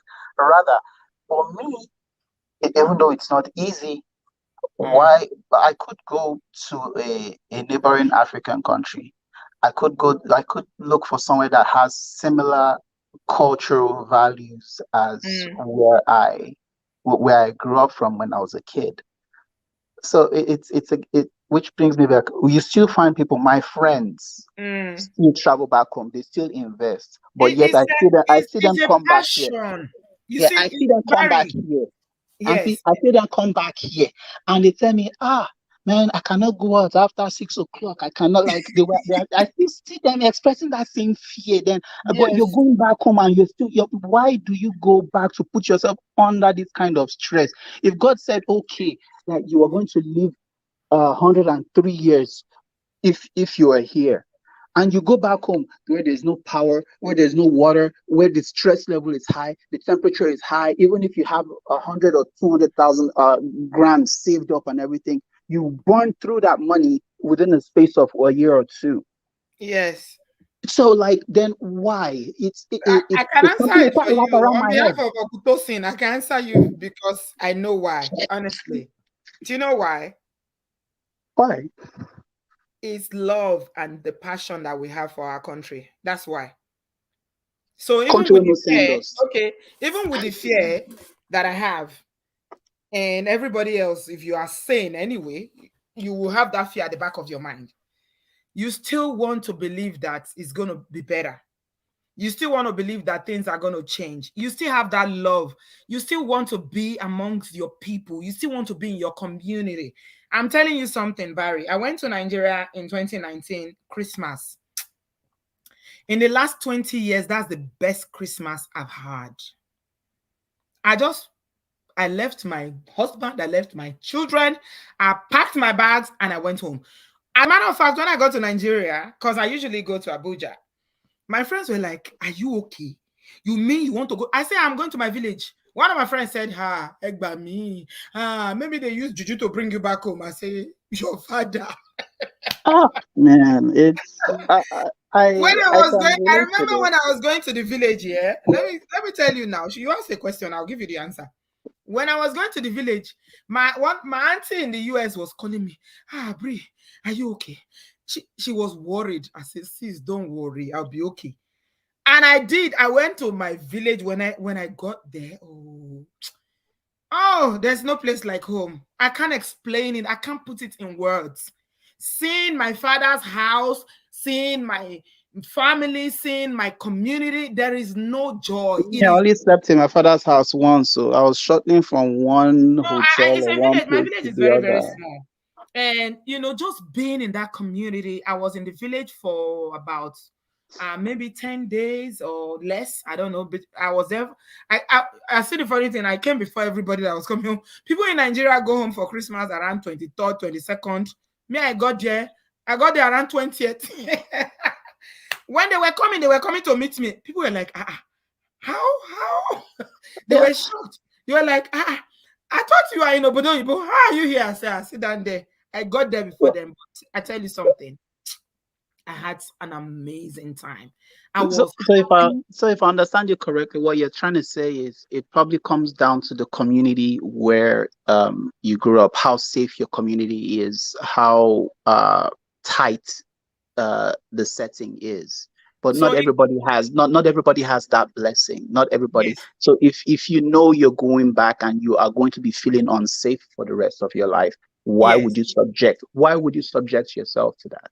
I felt, let me tell you something. When I was traveling, because I had to go by road to my hometown, because obviously you can't fly, but when I got home, I was worried. I was scared when I was traveling by road, because that's one of the most dangerous roads in Nigeria. That's Abuja. I don't know how well Yeah. you know the northern part of Nigeria, because you Lagosians sometimes don't know anything about. So some of us who live in the south towards that area. So I had to travel from Abuja down to my hometown, and that's one of the most dangerous roads. Between Abuja and Lokoja is a very dangerous spot. Yeah, I heard And about that road. worried. I was very worried. I was worried, but I was determined. And I got home. But when I got to my hometown, I didn't have that worry anymore. I felt safe. So it I comes felt down very to safe. it. So it does come down eventually to your environment and Yes, how safe exactly. you feel down there. Exactly. Yeah. Okay. And also, I mean, I don't know how to explain it, but the serenity, the peace, and the fulfillment I had in that Christmas is something that I can't even explain it. Money cannot buy it. I don't know how to explain it to you. It just comes from someone like Uncle Tosin that I just spoke to a while ago who understand it. It comes from within. Being among your people is something that is, it's not everybody that will feel it though. And I'm just talking about myself now, you know. But between then, like somebody is rightly saying, Yetunde, I see you on the comment section, between 2019 and now, things have gone from bad to worse. Can I do that journey anymore things now? have been Probably getting not. worse. I would not. If you look at Nigeria, like 20, Yeah, like it's I getting heard you worse say, between 2030, 2019 it and gets worse now. every year. Like it just gets I worse. don't think I will have the confidence to do that journey now the way I did in 2019. And as far back as 2019, Barry, I was scared. But now I don't think I can do it. It's just crazy. At least, thank you. At least, I was just trying to wrap certain things around my head I to wanted to understand why explain people that to make that. you. You know why I told you that story? Because you were saying that with all the issues, why do people still feel the need to go home? Why do you still want to go home? And that's why I tried in my own little way. I don't think I can summarize it or explain it to you, but it's deep. It's within you. There is something that comes from being amongst your people that you know is powerful. So powerful. Your people that you haven't seen for a long time. I have millions of, or let me not say millions, hundreds of cousins from my father's side, from my mother's side. We're all together. You eat together. You play together. We're having barbecue. We're trading stories from childhood, from secondary. It was therapeutic. I agree with you, but I agree with you on that area. I agree with you on that area. But if you're looking at it health wise now, there's somebody that I know, and I've been talking to this senior for quite a while, and he's torn in the sense that he knows that he has built a house, a very big place. You've addressed issues like that, like on your show, where you stay here and you build a mansion and everything, and there's nobody living. He's planning on to retire back home. Then I'm actually trying to talk him out of it. Like, if you go back home, the little money you've saved, the health that you're receiving, the health assistance that you're getting down here, you're not going to get it down there. The power that you see constantly here, you're not going to get it down there. If God checked off that, well, I'm not God or anything. If God says, okay, you're going to live 103, like I said before, I'm one of those who believe that if you go to Nigeria, it will it will drop it. That would definitely, it will drop, because the stress, the weather. I was there in December, and I love Nigeria and everything, but after 3 weeks, I was like, okay, it's time to head back. No, I just have to go back. Let me tell you something. What I love about Bill is asking how long I stayed with my people. I stayed with them for between Christmas and New Year. So I got there before Christmas. So let me say maybe about less than 2 weeks, maybe about 10 days. So I got home. I got to the village around on the 21st or so, and I left on the 3rd. So it was about maybe 10 days or so. Okay. If you had stayed long, I bet you would want to run back home. No, Barry, no, don't get it wrong. The beauty is that you can leave Nigeria. That is the beauty. No, I'm not silly that, and I'm just going to say, oh, it's just going to be kumbaya, everything will be nice. You get exasperated, you get frustrated, you get tired, it gets to you and you just want to run away. It's always there. So I'm not going to just say that, oh, it was, but I'm just telling you, you know why I told you that story? I'm trying to explain to you why some people will never feel fulfilled living all their lives in the diaspora. Sure. Even with all the comfort, the medical care, with everything, someone like me, as much as I know that there's wahala there, I still feel like, no, this place is not for me for life, but I got you.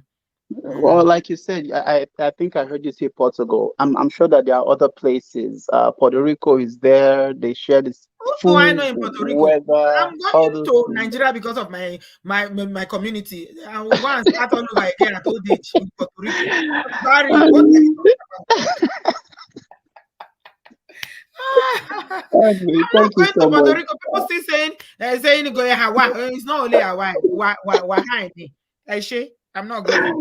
Thank you. Make I give room. Make other people call in. Thank you so much. Thank you so much for reaching out to Bingpei. I really appreciate that, Barry. It's okay. It's okay. Thank you. You are such a gentleman. Thank you. Thank you. Thank you. God bless you. Bye. Bye.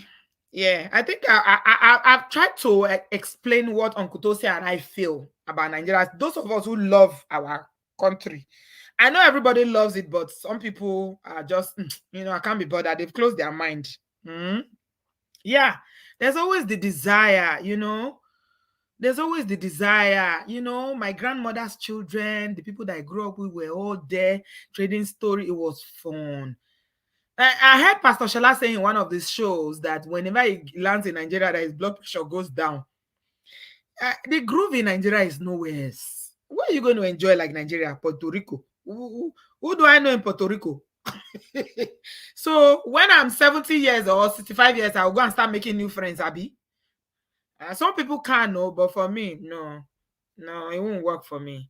I understand the fear. Honestly, I do. I understand, and I'm not going to say that we're just going to overlook all the risk and everything. I'm constantly risk assessing situations, so I know the risk is there. So, but we are hoping and praying to Jesus that things will change before we retire. That's my hope. Anyway, let's move on. The Blooming Room, thanks a lot for waiting, darling. How are you? And it's what the show is about. So, good evening, everyone. I don't have a hat to throw away, so I throw away my wig and salute to everybody. Throw away your wig. I throw away my wig, in salutation. It's quite interesting, the topic, and let me just start by, I remember there was a conversation going on about dementia and its link to isolation, and I think Brother Patrick pasted something which you put up on the screen. But there's something on the CDC website that says social isolation was associated with about a 50% increased risk of dementia. So there's 50% risk of dementia. Yes, right. Social isolation. It's social isolation. You see, I knew it. I knew there was something about this obodooyinbo that is making people to have dementia. There's a link. I'm telling you, the Blooming Room now. I see it every day. I'm wondering, how come I didn't see this much dementia when we were growing up? You see, look, let me tell you something. Everybody comes from a village. Some people don't know their village, but I happen to know my village very well, and we had old people in my village. If I say, let me tell you something, in the UK, if you see 10 adults, 6 of them have dementia. Back home, back then, if you see 10 adults, maybe 1 of them will have dementia. So I'm wondering, why is this so common? Why is this so common? Prevalent. In my brain? It's quite prevalent. It's quite prevalent, yeah. It's quite prevalent.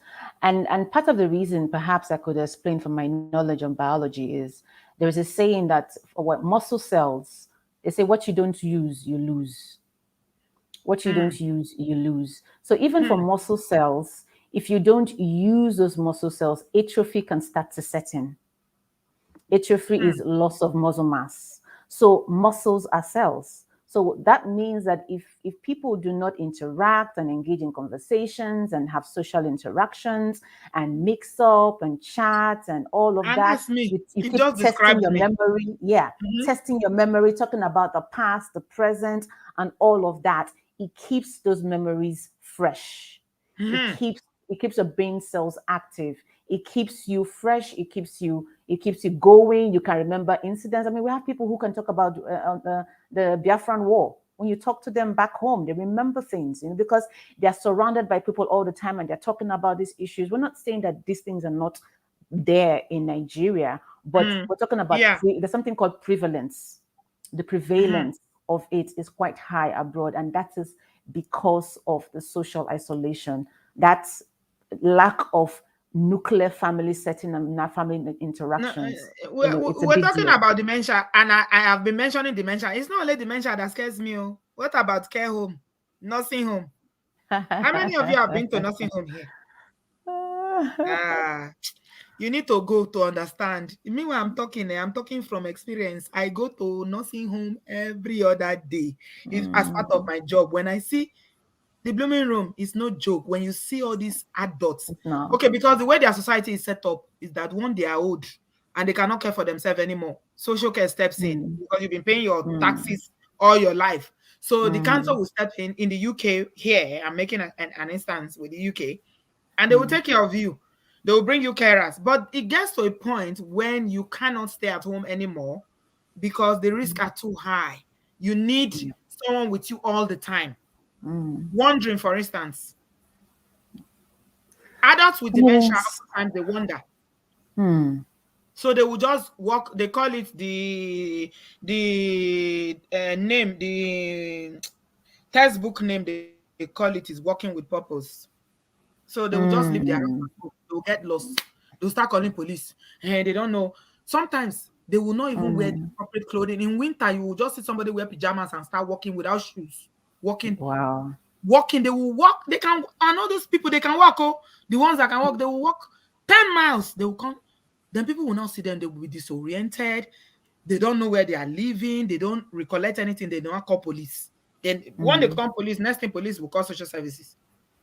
And when I see cases like that, I look myself. I say, hey, what long? Is this the future I'm looking at? It gives me anxiety. Honestly, it does. I'm not saying that I'm going to end like that. God forbid. But you know, when you see this all the time, you can't help but wonder: is this the future I'm looking at? You see what I'm saying? Yeah, it is. It is. It's like Brother Tosin and this uncle now. Unfortunately, that Nigeria happened to. They want to go back. Yeah. So some people wonder. Someone like Brother Barry still wonders, why do people want to go back with all the wahala? But I'm just trying to explain why people want to go back. Because some people even feel like, okay, when you go to the market, a woman goes to the market, you go back home. So some people don't feel like this is our home. No matter how long you live here, they don't believe that this is our home. I need to go back home. Why some people are okay with, okay, I'm going to stay here. I don't have anything. All my social connection, everything is gone. This is my home now. My networks are here. I will stay here. And that's okay. It's all about the individuals. You understand? Yeah. I totally agree with you, because we are all cut from different cloth, you know, because we're talking about insecurity. Then again, go back to that use of the word prevalence. I know that there is a prevalent lawlessness, you know, that seems to be, apparent in Nigeria. But let's not butter it up and make it look like there are no crimes everywhere in the world. There are crimes everywhere in the world. Absolutely. I almost got mugged in Houston, broad daylight. A group of young men came up to me masked, you know, and that was Houston. That was broad daylight. We hear stories about home break-ins. We hear stories about children getting kidnapped. We hear stories about all sorts of crimes happening. So it's just, there are crimes everywhere. It's just about, law and ability to break up this crime and investigate and all of that, which I know that is perhaps lacking. It's quite unfortunate, because my fear, or do I say fear or concerns about going home, is a little bit different from the rest of the guys on this page, because I go home frequently, 3-4 times a year by nature of my job. So that element of fear that I understand you guys that live in Obodoyibo feel is different for me, because I go regularly. So I know these things are happening. I know, but if you know who you are and you know how to live in the environment that you are, then you will have a very, very, you would go and do what you need to do and step back. How social are you? How do you flaunt your wealth? Is there a flaunting of wealth? Is there, whose circles are you operating? Don't stay out too late. You don't need to. You don't need any symbols of wealth and all of that. Just watch your social circles. Do you like somebody talked about itinerary? I mean, keep it close to chest. When I'm going home, I don't tell a lot of people, "Oh, you're back." Yeah. Oh, she has left again. And they start asking, "When are you going?" I say, "When are you I'm going? not going. I haven't I'm here quite for the next decided 1 yet." year. Yeah, I haven't quite decided. And Nigerians like to ask questions. Yeah, I mean, when just, are you going just back? keep it low. Don't bling bling. Don't. I don't even have a car. I walk around in my slippers. If you see me on the road, you wouldn't even believe I have a dime to my name. I don't have a car. I go with public transport. I take a bike. I take Keke I won't Marwa have the courage to take and public all of that. transport. No, But because because even that's what public I'm saying. So transport it's is not different. safe. Danfo, you've heard that they kidnap people in Danfo? Oh no way. That's the thing. So that's it. That's why I said that my fear is different, because I know, I live in Lagos, so I know Nigeria. You're I a know Lagosian. Lagos. No, Yeah, I can't Lagos, take so it's public different. transport. You know what?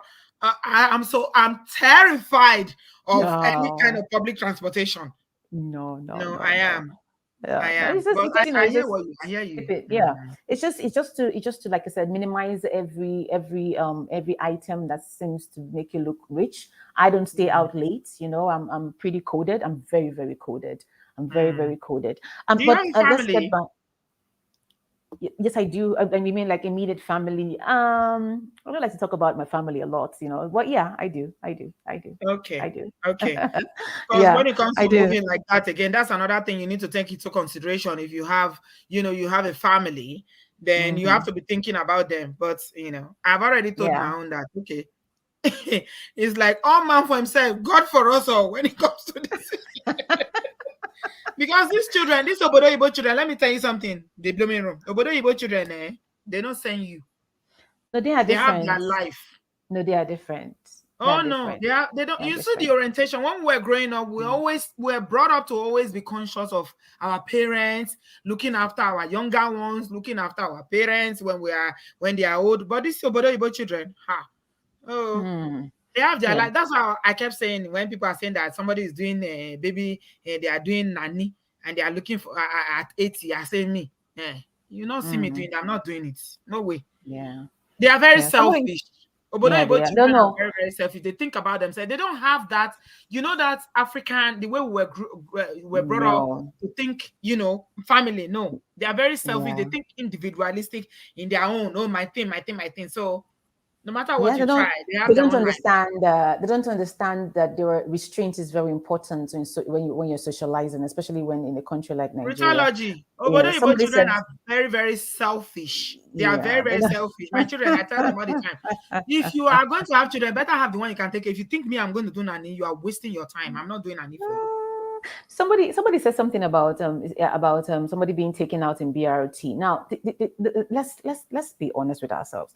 I often tell people that it is healthy, it is safe, and I think even advisable to have a healthy, I call it a healthy dose of paranoia. Why do I say that? Now you can say, oh, blah blah blah blah blah, I'm here, but that paranoia, it helps you to put certain measures in place that can increase your safety. For me, one of the issues I have, the lady that in BRT, number one, there were so many circumstances behind that BRT situation, but I don't want to get into that. No, let's not get into all I don't that. want to get into that. Yeah, so I get what you mean. Let me stick to I think for me, I was a little bit worried that the concept of he built a hotel in Ogbomosho, relocating to Ogbomosho and staying in his hotel. That's if you're going to have a hotel like that, I don't think that I would subscribe to someone staying there. You think it was a mistake for him to stay there? I think it was a mistake to stay in that hotel. It's very predictable for them to know that he's there, right? They will know his itinerary and all of that. So I think that it was a little bit risky for him to have stayed in that hotel. And secondly, the hotel manager, I don't know how he's been managing that hotel in his absence and all of that, just like the brother said. So you need to understand that if you are coming, let me put it this way. Who is being threatened by your physical presence? All the while you were gallivanting back and forth, it was fine. Who is your physical presence going to threaten? And I think sometimes we're so carried away with my people, my brother, my relative, and all of that. No, there's in law they said innocent until proven guilty. My approach when it comes to a place that is very prone to insecurities, everyone is guilty until proven innocent. I approach it from the other angle because for you to go, he literally just laid his life and gave them to have access to, and I think that was dangerous. And somebody else is going to enjoy everything now, isn't it? Yeah, I think that was a little bit. Let me say in it, like the British. Dangerous. Yeah, the British people will say in it. Somebody else is going to enjoy that massive farm now. That massive hotel, and somebody else is going to enjoy it. Unfortunately, God, please, I say a prayer for you, all my Wodo fam. If you hit the like button, thank you very much for liking. 1,300 people watching, 310. You will not labor for another to reap. In Jesus' name. Amen. You will not. Amen. See, it is you that labor that will enjoy the fruit of your labor. I declare it upon you tonight in the name of Jesus. You will not walk in the diaspora for years only for somebody else to come and reap the fruit of your labor while you are deleted. It's not your portion, no. Please say amen. Thank you so much, Ogbomosho. I really appreciate you, my sister. Yeah, thank you. I'm going to see okay, you have soon. Okay, thank you. Right. Somebody said something that I wanted to highlight. He said that I always say that Obodo children are selfish. They are selfish. And Raphael said that not all Obodo children are selfish. Depends on how you raise them. I agree, but I disagree, uncle. Because I'm comparing how we were raised and our values and the way we saw life growing up to Obodo children. Starting from when we were growing up, we were made to understand responsibility for our younger ones. How many of you are second, third born here? Me, I'm even lucky. I only have one younger one, so I don't even get plenty. Some of you that are second or first born, when I see my bow, all the responsibility that you carry on your head. Excuse me, Uncle Raphael. Can you tell your Obodo child that they are responsible for all their siblings? And they will agree with you. They will tell you, am I their father? Am I their mother? Did I? No. When I say they are selfish, I don't mean that, they are mean or they don't love and care for their parents. I mean that the culture, the environment that they are socialized into doesn't prepare them for how we were when we were growing up. Responsibility for other human beings. The average Obodo child does not feel that they are responsible for another human being. They'll say, what? They'll say, why? Okay, let me give you guys an example. Okay, we are talking seriously here now. So I'll give you an example. I was planning my 50th birthday and I was expecting all my children, the ones that are working, to come and contribute and everything. And all of course, they were saying that I'm very extravagant. Hey, why are you doing it so big? It's too much. You are spending too much money. Hey, is this a wedding? I say, yes, it's my second wedding. And I said, okay, I want people to contribute. The ones that are working, 2 of them are working. I say, I want you. It was a, let me say it this way. It was a meeting for them to understand the reason why they need to contribute, because they were like, why do I need to come and pay money for your party? Shebi, it's you that want to do party, so do your party now. I had to make them understand that this is your expectation. The expectation is you need to bring money for me to do my party. But when we were growing up, the difference, I'm trying to make a comparison here between us who grew up in Nigeria or Africa and the children we have here. The children we have here don't understand it that way, that, why? They'll ask you why. Hear me say, God bless you. They'll ask you why. They will ask you why. Shebi, it's you that want to do party. Oh yeah, now go and do party. Why do I need to? Do you see what I'm saying now? Okay, I think I've made the point. They'll ask you why. Shebi, it's you that want to do party. Why do you want me to come and bring money for you to do party? I'm not bringing money. You understand? Kumama, do you understand? Ha! That is the selfishness that I mean. Everything is a discussion. Everything is family meeting to call them to, you start explaining, we are family. You are supposed to do this. You are supposed to do this. They don't understand it. But back home, it's natural, the way we were brought up. That's what I mean. Yeah. Adebowale said, Auntie B, I mostly paid and organized my mom's 50th birthday party myself with help from some aunties.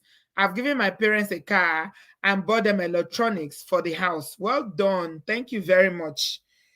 That's very, very good. Please spread the gospel. Tell all our children that children need to take care of their parents and their siblings. Olivia Green said it's not selfishness. It's because they are so given to, you are so given to them that they are used to receiving from you. So, when you are taking back, it's by request. Okay. All right. Victorine said, I'm the third born. I'm the only one responsible for my family back home. The whole family. I don't tire. Now you have your own family in the West. Yeah.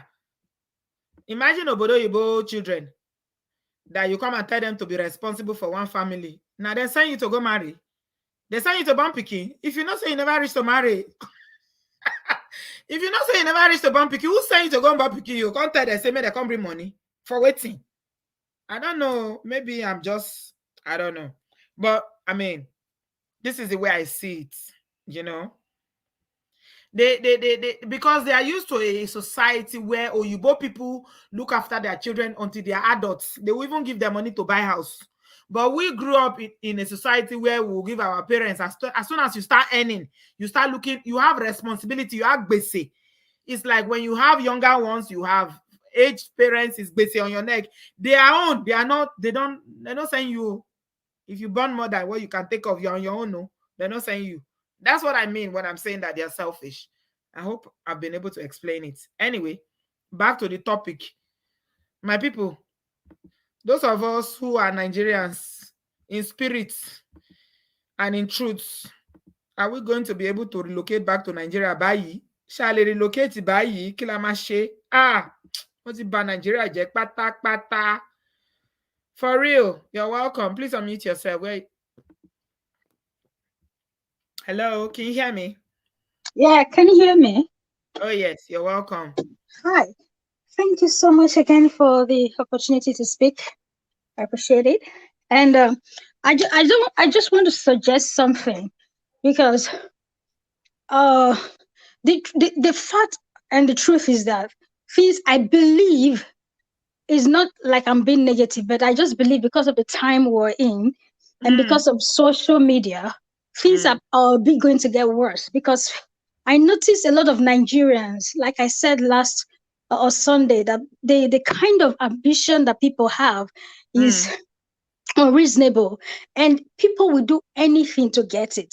Imagine the little children the other day that were going to Bini because they want to do yahoo, so they were going to meet all these native daughters. 5 years old, for real, 5 years old. Yes, you know, so those are the kind of and those are just when I kids. saw that video, for real, I saw that video, and my last baby is 15 years old.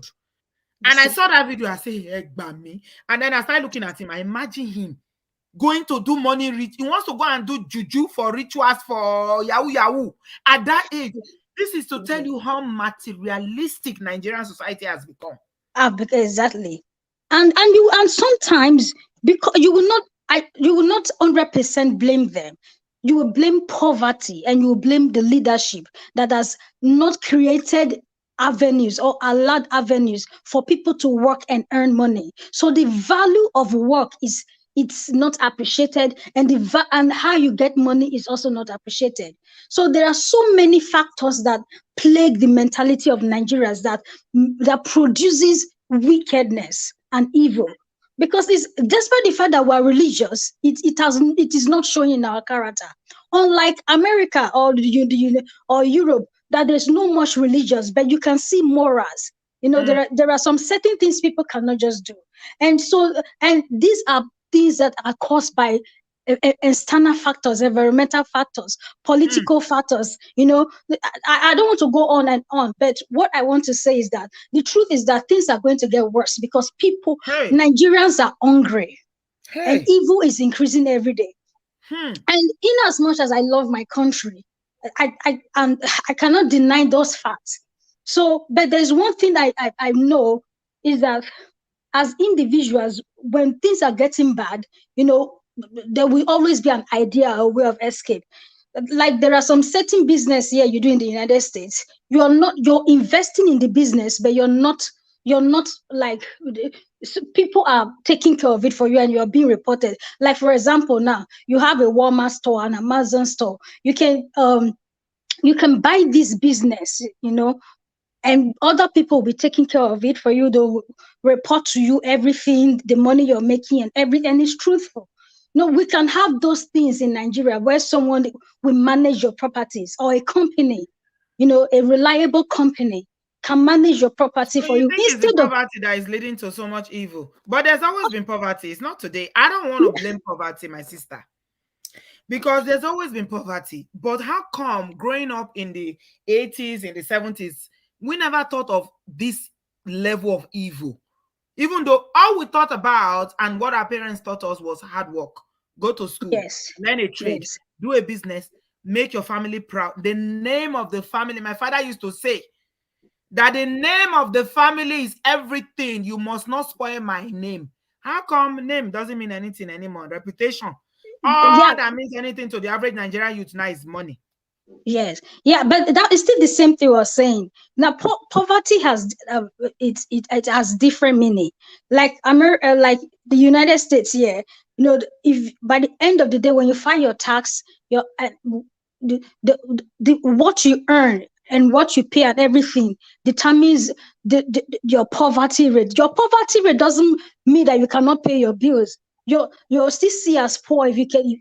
Even though you're able to pay your bills, you're able to pay your rent. If you're not able to save enough after those expenses, you're still seen as poor.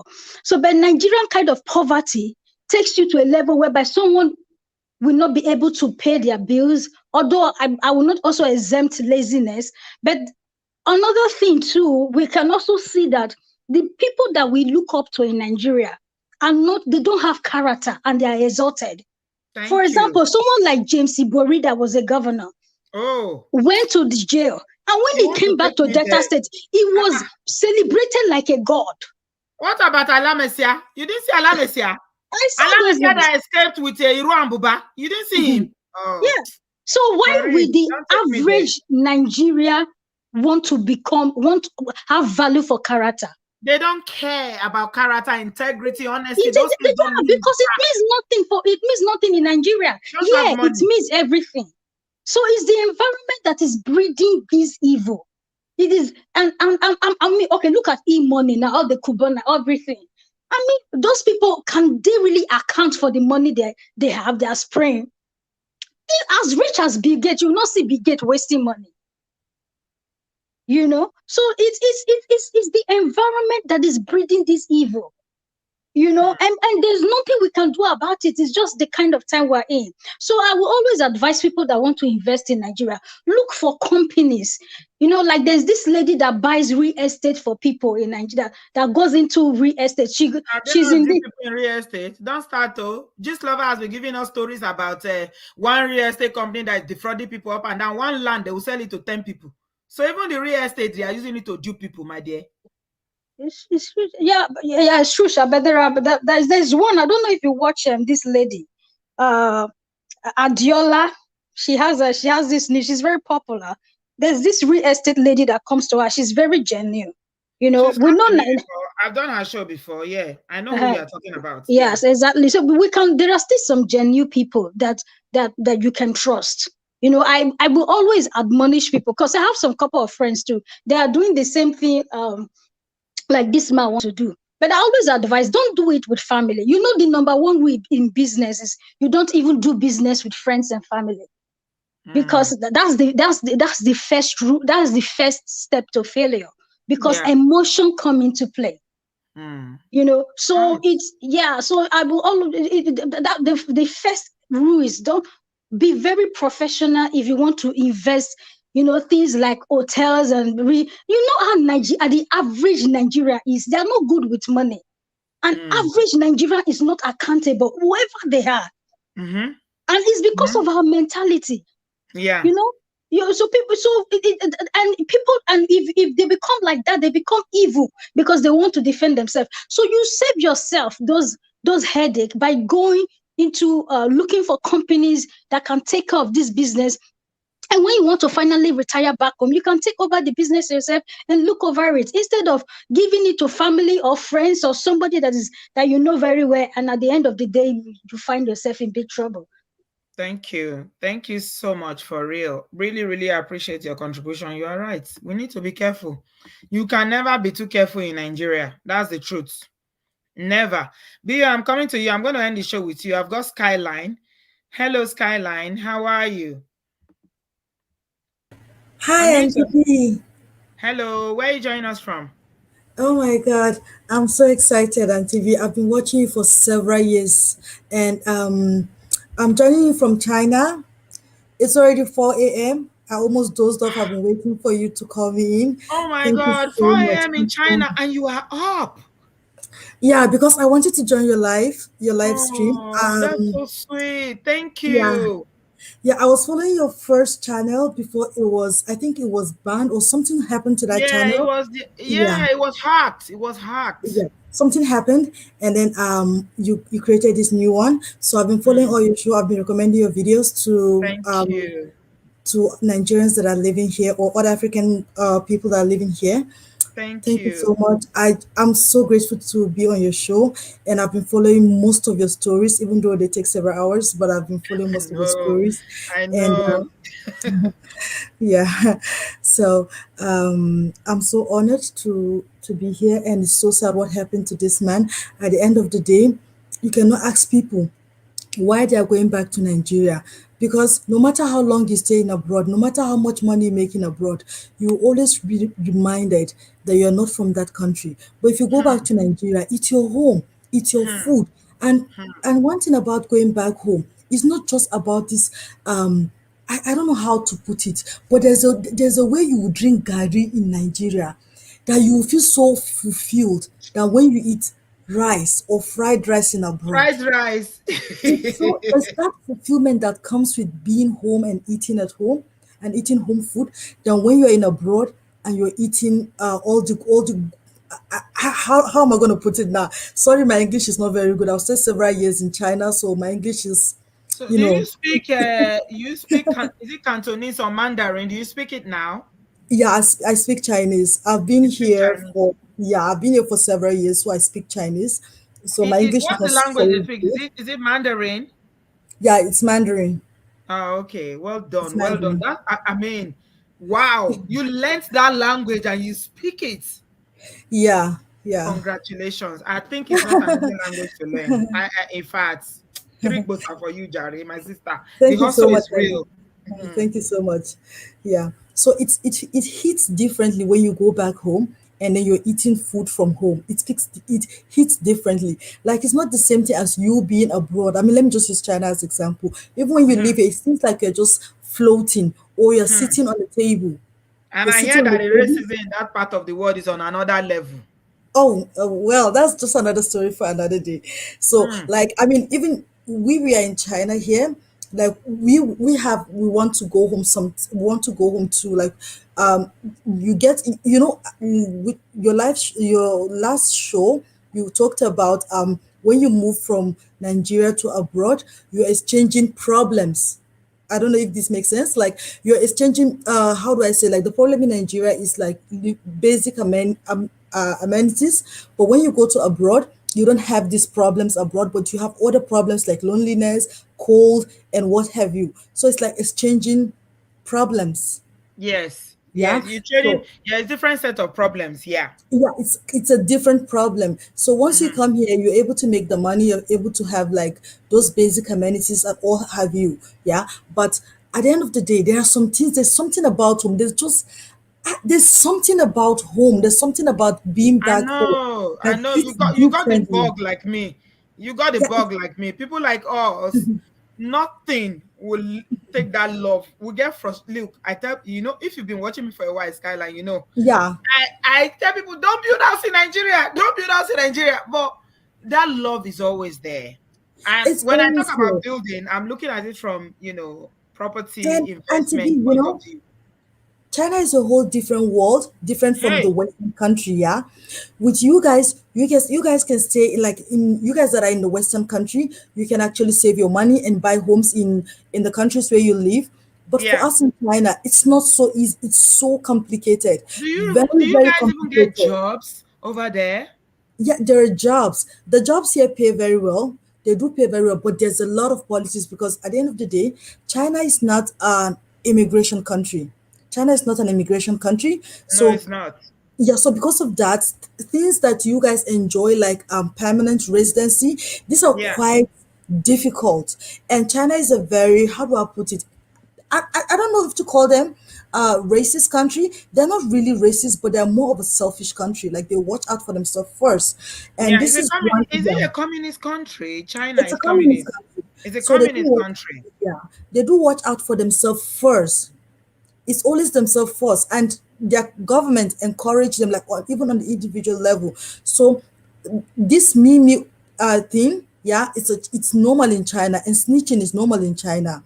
So the thing is, once you guys can actually have your own homes and own some properties in the Yeah. Western country, but in Yeah, China, so you can't even China buy. is So very they don't allow you to buy property over there. They don't even give you citizenship.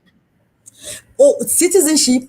Don't even talk about citizenship. We're talking about permanent residence. In fact, let's not go too far. Let's talk about visa, yearly visa first. Hey, Like, Chineke. Can yeah, you see? yeah. Just see the So, struggle. I mean, people live those of us who live in the West, we take it for granted that anyway. I mean, somebody made me understand this a while ago and say, Auntie B, you're always talking diaspora. That's as if diaspora is only Europe, America, and Australia. But I mean, people like you who live in Asia, it's not the same. Your struggles are different.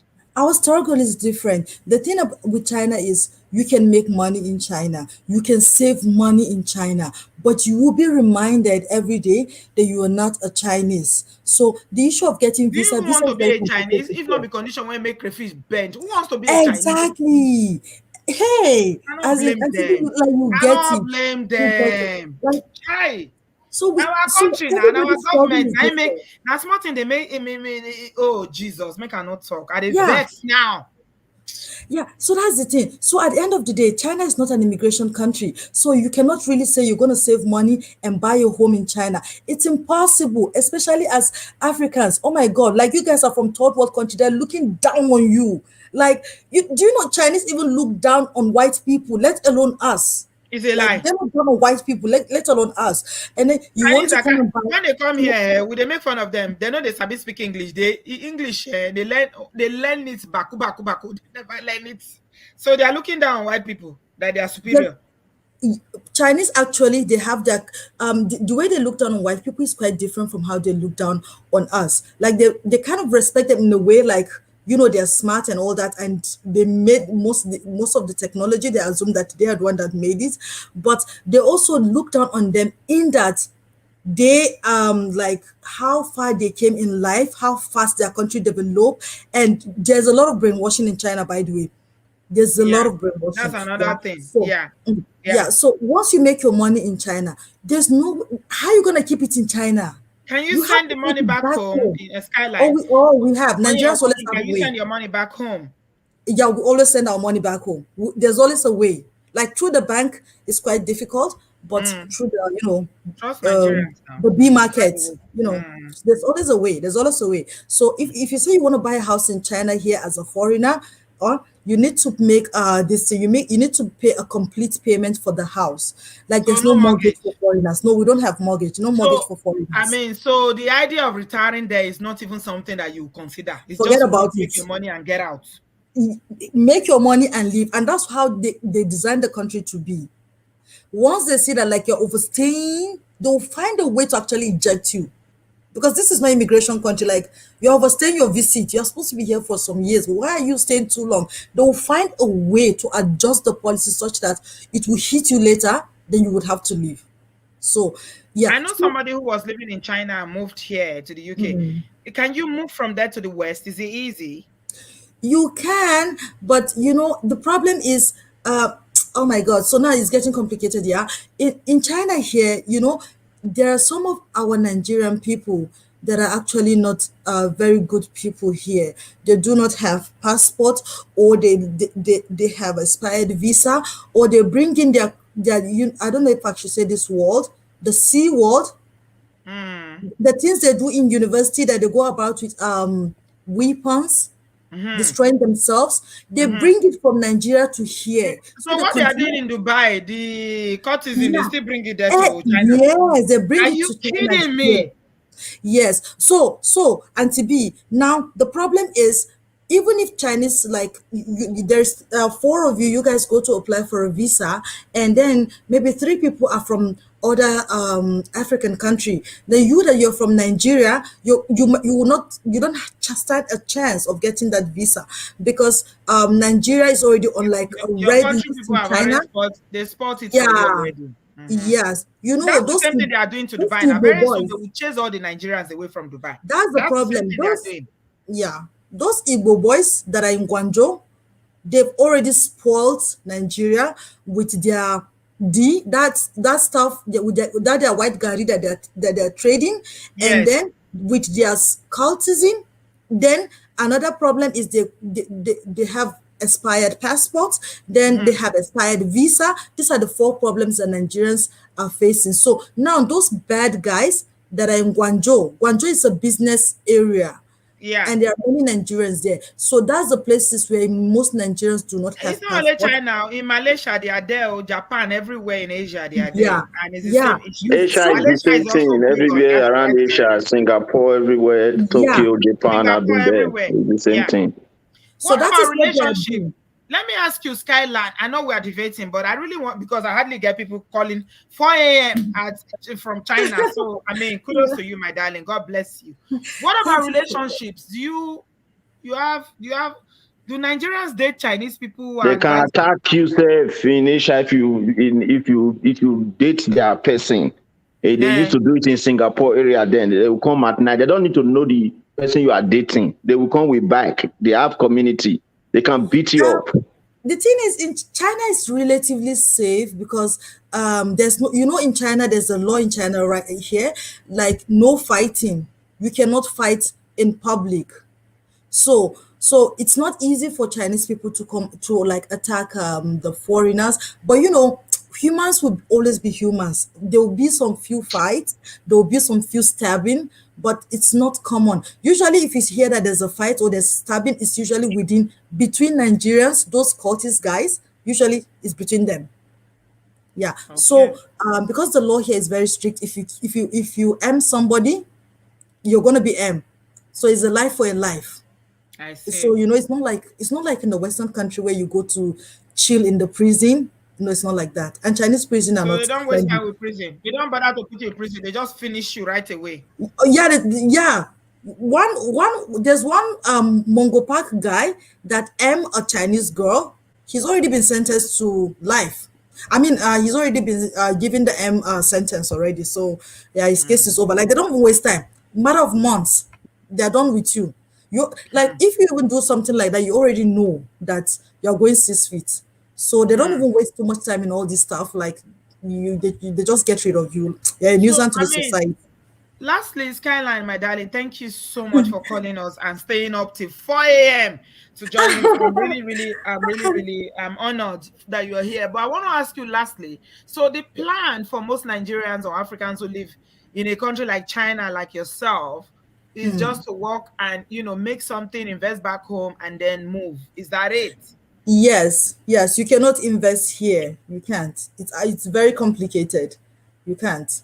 You Makes can sense. unless you are married to a Chinese. If you're married to a Chinese, then which is even dangerous in a way, because the law is not very clear. So most people would not take that kind of risk. In China, one is not one. One can be 2, one can be 3, one can be 0, depending on the mood. Oh my God. Depending on the temperature. Not clear. Who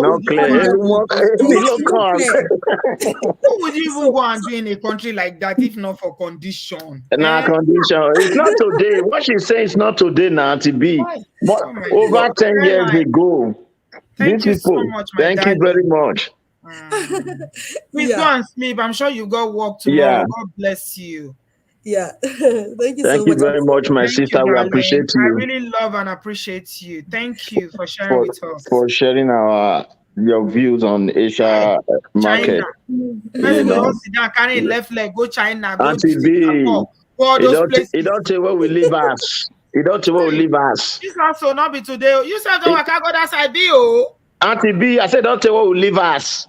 See, our set where we travel then, Singapore was Nigerian passport was visa free. Macau was visa free. All those Malaysia, Thailand, everywhere we don't waka. Be don't waka. Until B. So Emi Lokon, I'm at Emi Lokon. I don't talk to bats now. Emi Lokon. Yeah, Emi Lokon now. You don't waka rich. It's time for you to rest.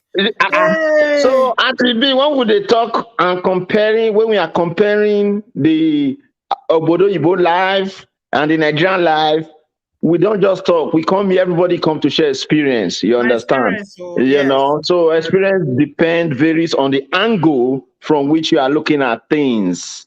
You understand? So why we are all agree that there are some countries, we're not trying to segregate, there are some countries actually, there's nowhere you cannot live if you decide to live. Like the United States of America too Yeah, much. From Asia to islands, finally to America. See why you like America too there are much. countries where you live, you feel like you're not at home. But I'm going to tell you this, Auntie B, I don't care what anybody say. Yeah, it's me, it's personal, it's my life, it's my experience.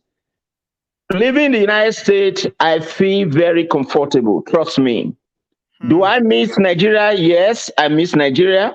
Just like the way you miss maybe any other country you've been to, even Asia that I've stayed a little while, I still miss it. But what I'm saying is, living here in my life, the way I live my life, I live it very comfortably. Yeah, not in terms of comfortable, but I live a normal life. Like, I don't feel like if I enter Nigeria, I will breathe fresh air. In fact, when I land Nigeria, that's when I become more observant. This is not to discredit the country. This is just to explain to you and to be. As life goes on, things evolve. The only thing that is constant is change. Well understood. Everything you said today, especially sharing your experience, growing up and all that. Yes, well said. The life that you grew up in Nigeria, or we all grew up with in Nigeria, things was a little bit better then. But I can tell you for free, except we just want to hide it. Over time, people change. Just as you change, I change, everybody change. In Nigeria, a lot of people have changed. And the greatest mistake... Nigeria we knew then that we have now.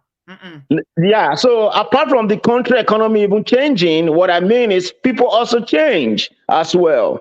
Okay, so if for instance you left maybe cousins, brother, this and that, yes, it's always good, we must keep touch and all that, but having the thought that the people you left there maybe 10 years ago, 5 years ago are still the same person or is the same person, then you might be getting things wrong, you know. So that is where people's problems start from first.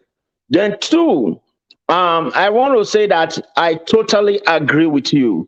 The kids in the overseas are more selfish, but however, in everything, there is always an advantage.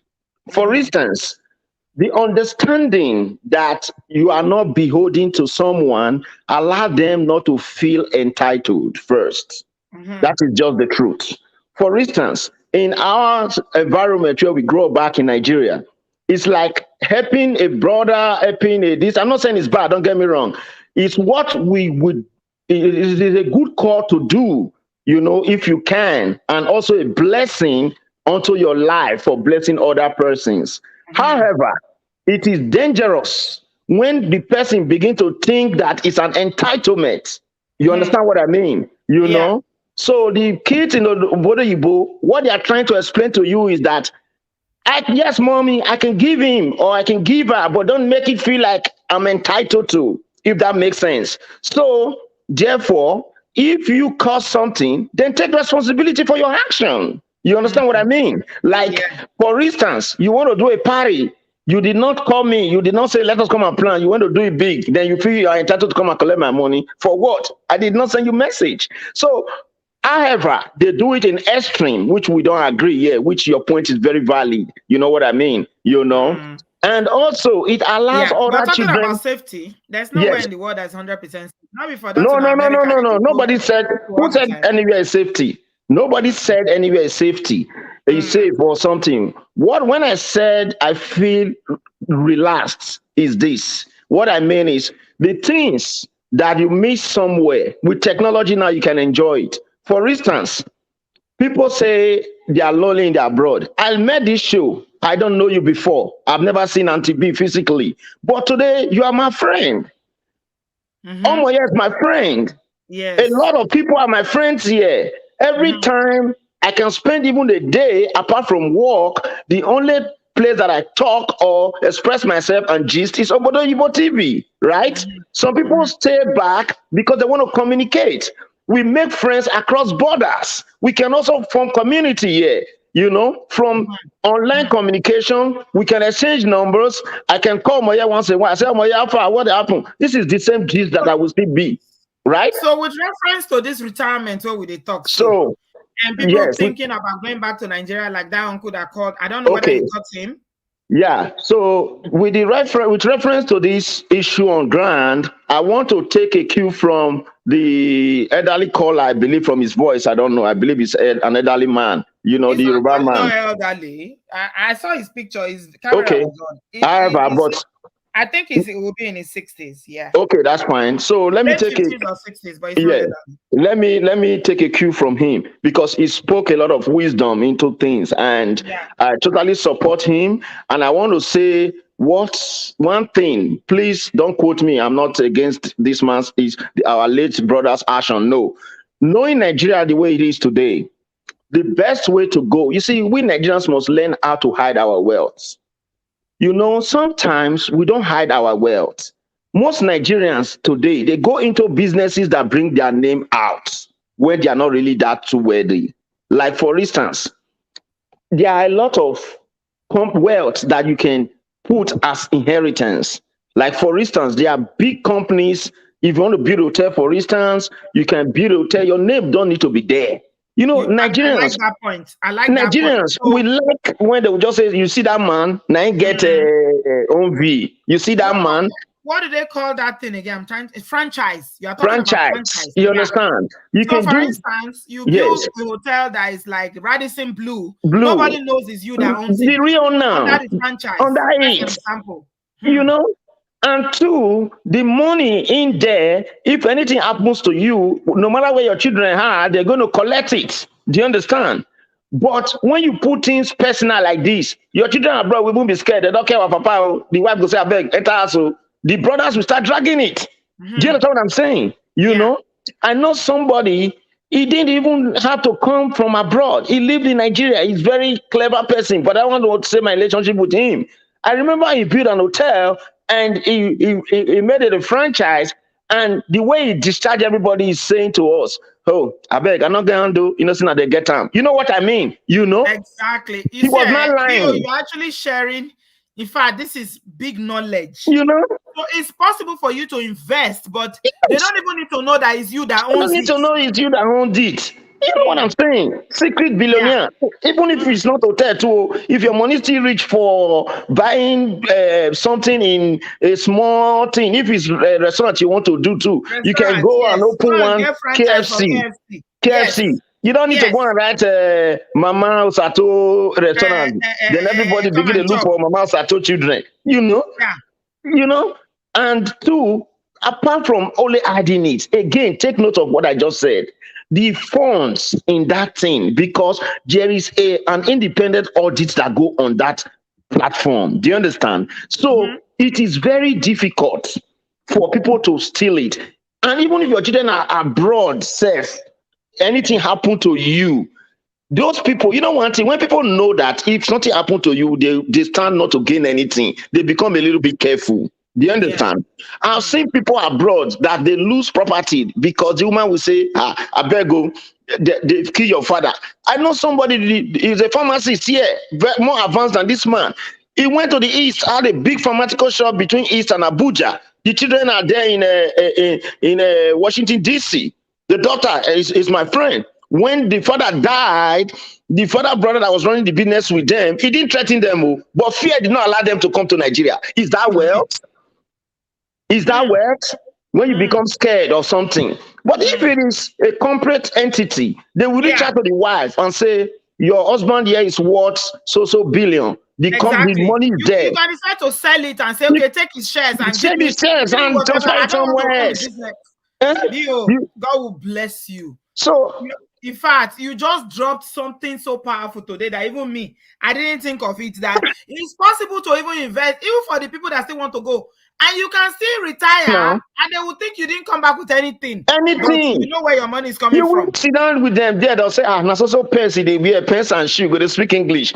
They don't know, but they'll say, no, they broke, you go fist each up. You know what I mean? You know, people will start looking for what does he have, who he be. Or God, can we know you? You just be smiling. You say, you can laugh. You say, no, my retirement money for a brother, they chop $2,000, they sent to me. You know what I mean? You know? So that is one way. Then two, again, finally, because of time, you know that this anti-B, to be honest, one thing I don't like people doing, you know, me personally, nobody's a saint, but you see, I hate when people mislead people. It's just like the way some people say they are celebrity, maybe they do runs, they later you celebrity, they cover high, you know, those kind of things, you know. Yes. Why there are people that truly, really love Nigeria, I agree. But a majority of Nigerians, let me tell you the truth, once they have small money, they like to go to Nigeria. I'm not talking of this kind of retirement, too, don't get me wrong. Like, I'm referencing the second to the last caller who made a comment that said, why are they going to Nigeria? So in the sense of not retiring now, for instance, if you really don't have a good reason to be there, I've seen people who just buy tickets. You know, it's in this abroad, I've seen people that say, I was in Nigeria last week.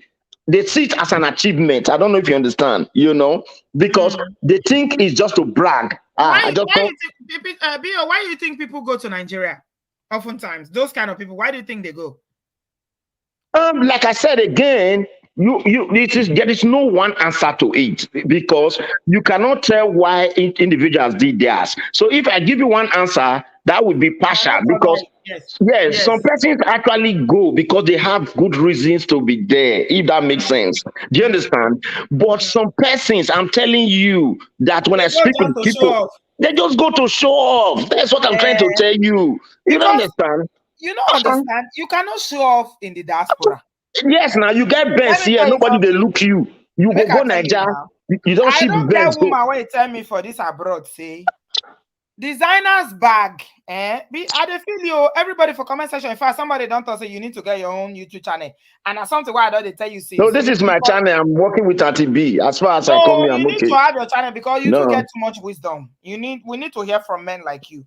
And they tell you, Bill. Let me tell you something, Bill, for waiting you talk now. Yes. Somebody, woman, not be man, no, should be the talk men now when they go to say I just went to Nigeria last week. I know woman where doctor say, he say, all this bag, we go buy bag. We'll carry 4,000 pounds. They buy Chanel bag. Chanel bag, not be $4,000, oh, 4,000 pounds. Yes. If I change them to Naira, I will turn to millionaire now. I will not become a millionaire overnight if I change them to Naira. But people will tell you, say, if you carry that bag for here, nobody's saying you, nobody's saying you. So because of that, they don't feel stay here. They prefer to do Nigeria. Everybody go see, ooh, you have Chanel bag. They go look you. They like them. They get like their own fulfillment from that one. Anything you do, only you know your intent and intentions. Do you understand me? Your intent. Nobody looking for you. Nobody they see. Nobody looking. That's what I'm trying to say. Only you know your intent and intention. Somebody they rush to go doing shift where don't like 9 they look the bag at the car when they like this thing. Who cares about you? Nobody cares about you. So a lot of people are not happy. They don't live in a society. They are not going to tell you the truth. They don't live in a society where they are not recognized. That's not because of that's part of it. But some other people is not that, like you said, there's no one answer to No, it. there's no one answer. Some are true love, no doubt. Nobody argue that. You understand? So in my own way and my own little wish, because nobody knows tomorrow, the future is pregnant. But if I have my way and my wish, I have no problem with Nigeria. And I've always known that years back that someone said to me that B-O. Huh? Who that? I beg, I don't feel laugh. Sorry. Oh yeah, they say, can you imagine? Chanel bag where I go take you 3-bedroom bungalow. Easy. You know? So some people want to go to where the money have value. Oh You yeah, they understand say me? go build 3 bungalow with Thank Chanel you. bag. I don't feel laugh. Just saying. If you they live for a brand area, for instance, here in the US, and you are paying maybe $3,000 every month or something, that money, if you live out of here for 2 months, you change and put for account. Even if you not go doing for Nigeria, people go to queue up in the money. They tell you good morning, oh, uncle. Good morning, sir. You don't wear shoe. Your shirt, they don't iron your shirt. Make we not blame people whether they feel fit for Nigeria. I'm telling you. I know say you now US man, you be United States of America citizen, we know. But even the salute, all those hailing, when they hype man for Nigeria, if they hype you for Nigeria, your head goes square. They got that debt. If they hype you, they will just begin to hype you. You know what I go if you go party there, you don't see where Yoruba musicians they sing your praises. Jesus. Just go online now. The money finish for your accounts. You know go online, go check ticket for December. For December. Some people don't buy 1 year, 2 years. They go because enjoyment. Do you understand? And the enjoyment is good, but it's good to observe that the enjoyment is actually based on there is money, because now they enjoy. Even the love that you receive. Yes, people will truly love you, like your parents and all that, if at all, even some very few true friends. But the truth is, you must bear in mind, which is natural, not because the people are bad too. Where money is, it entices, it brings a lot of friendship. It brings a lot of love. What's the point of having money if you cannot enjoy it? And people, that's why you can enjoy it here. What's the point of having money if people cannot enjoy it with you? Like that uncle was saying, cooking. Some people just like to go. You cook, people come and eat with you. Asians do it as well. They do it here now in the US. We do it here. Eat together in the same plate. Some people, their joy comes from only that experience. Auntie B, in this place, that's why I said any environment for US or America. I tell you, Auntie B, even person where you know expect. I'm telling you this, they will eat with you. It depends. When they want to see you, they even greet you when they want to eat with you. Oh, now that's what I'm saying now. In the US, if you are even barbecuing, let's say for instance, if you live in a open place, for instance, or whatever, or you have friends, if you go downstairs on barbecue, this thing near pool, they barbecue, somebody you don't expect, it's not because of the food. Do you understand what I'm trying to tell you? People will interact with you. People will eat it with you. Because that is, you see, a lot of people, that's what they need, is that community that they lack. Now, I walk, I breathe. This is my afternoon lunch that's inside my tummy right now. I just said today, let me go into the office. I went into the office briefly. I saw a session of people in the office. They were doing party lunch and whatever. The next thing, they invited me. I just smiled. I walked past. I just said, big. What am I trying to say? Make friends. Open up. The truth is, let us keep saying it. Keep speaking it. I totally agree with you, Auntie B. But in anything, there's always a substitute. You know, even though it's not exactly, we are not trying to compare with Nigeria. Wherever you live, whether you live in the United States, you live in England or Ireland or wherever you live. In China, no get substitute, Sha. Yeah, well. Asia no get substitute. That one we cannot. There's nothing we can do in those parts. Did you listen to my comments where I said I've lived in a country where when you sit down on a train, in a train, that the next person by your side will get up in your presence and put his or her hands. So for people like that, I mean, like Nigerians in Asia, I mean, for them it's just temporary. You just make the money, like that. Our sister said, you get out. So So for that, from different people, for different people. That's different stroke for different folk. No matter what, there are some countries that you can never integrate, but not in the United States here. In this place, we do not have nationality. If you ask me, where are you from originally? I say, oh yeah, I'm from here. And you? If you say I was born, I say, well, what was your parents and your grandparents? Where are they from already? Because we are all immigrants, You know what I mean? because this is a everybody is country united of at some point. immigrants. Yes, that is why we are united. All right. So, Auntie Okay. B, thank you very much, and appreciate everything that you do. We'll Thank continue you. to support the channel. Yeah. Thank you so much, brother Bio. We appreciate you. Bio for president. Bio is from the United States. Make a call and make a no call with my British Oyibo. Make a call with American accent. It's from the United States. United. That's where he's from. You know. So someone like Bio, you cannot convince him anything about Nigeria. He sold out to the United States. So that's okay. We appreciate that and we love that. Yeah. All man for himself, God for us all. Olivia Green says, when I go to Balogun market to trade, fair market, my Igbo brothers will tell me to transfer my Obodoyibo breeze and energy to them. There's a bit hype. They go, if Igbo man hype you, all the money for your pocket, you use and buy something for their shop. They go hype you. Sometimes that hyping alone, it go make your head swell. Honestly. See, Nigeria be sweet, oh, I not go lie. We're ending the show now. Nigeria sweet well, but like now condition I make things bend. Our politicians don't spoil our country. Our politician government, successive government in the past 20, 30 years, they don't finish our country. Nigeria, when I was growing up, even before I was born, who they come Obodo Yibo can stay here? No, people who have talent, who have gift, don't come here to stay here. For what? All our uncles and aunties that came here in the 50s and 60s, they never stayed here. They only come here, do their PhD, do their masters, and live here, work small. They go back home. I remember my uncle, who was a consultant. I don't even know the name they call the eye doctor. I don't forget. I don't know their title, but he was a big eye consultant. He went to school in the US before I was born. This man came to Nigeria and established a hospital in Kaduna. That's where he was for so many years. Unfortunately, because of again, back to what we're talking about, security, lack of safety, old age and everything, no medical care, he had to relocate back to America when he retired.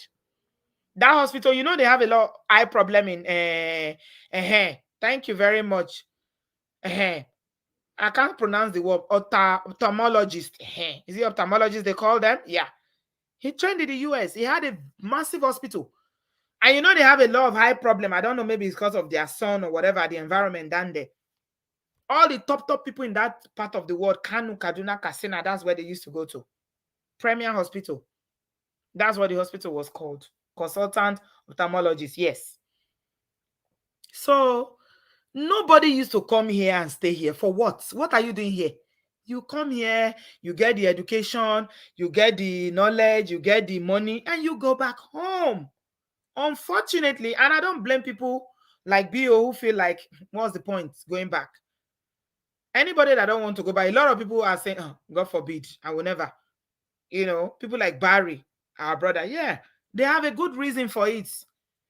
What are you going to go back to when you don't know what's going to happen to you? Look at this uncle now. Over 20, 30 years in America, trying to establish back home in Nigeria, and they deleted him. So what are we going to say? Are we going to encourage people to put their life in danger by going back home? But yet, some people will feel like they will never be fulfilled. They don't want to grow old here because they feel like the environment is not suitable for them. They are worried about, the lifestyle, social isolation, and so many things. They want to give back and all that and all that. So, at the end of the day, it's different strokes for different folks. Tiki Shark, thank you so much for the super chat. I really appreciate you. God bless you, my darling. Yeah. It's a personal decision. No, that's the way I would say. I'm going to summarize by saying it's a personal decision. But if you don't take anything from this show tonight, please, let's take the advice that we're given by all our wonderful callers very seriously. Lie low. Don't tell anybody you are coming. Please, if you want to invest, do it codedly. Don't even let them know that you own anything. Because if they don't know you own, let them think that you are a failure. They will say, Harry, you went to Ilu Oyibo, you didn't bring anything back. They will mock you and laugh you. Now they know. Anything that will keep you safe, because the atmosphere And the environment in Nigeria at the current time is not safe. Me personally, with all my love for Nigeria and how I keep disturbing you people's peace of mind here, telling you how I love my country and I don't want to grow old in the UK. I want to go back to Nigeria when I don't want to be lonely here. At the current climate now, I will not advise anybody to go. Not now. Not now. Not now. Let's wait and pray and hope that maybe 2023 something positive will happen. But you know what? Like that, our brother say, it cannot continue like this. Something has got to give. Nigeria is come to a point now whereby something has got to give. Whether it's revolution, whether it's a referendum for everybody to go their own way, I don't know. But something is going to happen. It's going to happen. So, I mean, these are all individual choices. And everybody has got to make up their own mind how they want to live their retirement. Whether you want to go back, whether you want to stay, whether you want to retire to a hot climate, like Monica was saying, you know, to a country like Spain, where they have the islands, where they are hot throughout the year. So for some people, it's the cold they cannot deal with. Some people, it's the social isolation. Some people, it's the community. And for some other people like us, it's the combination of everything.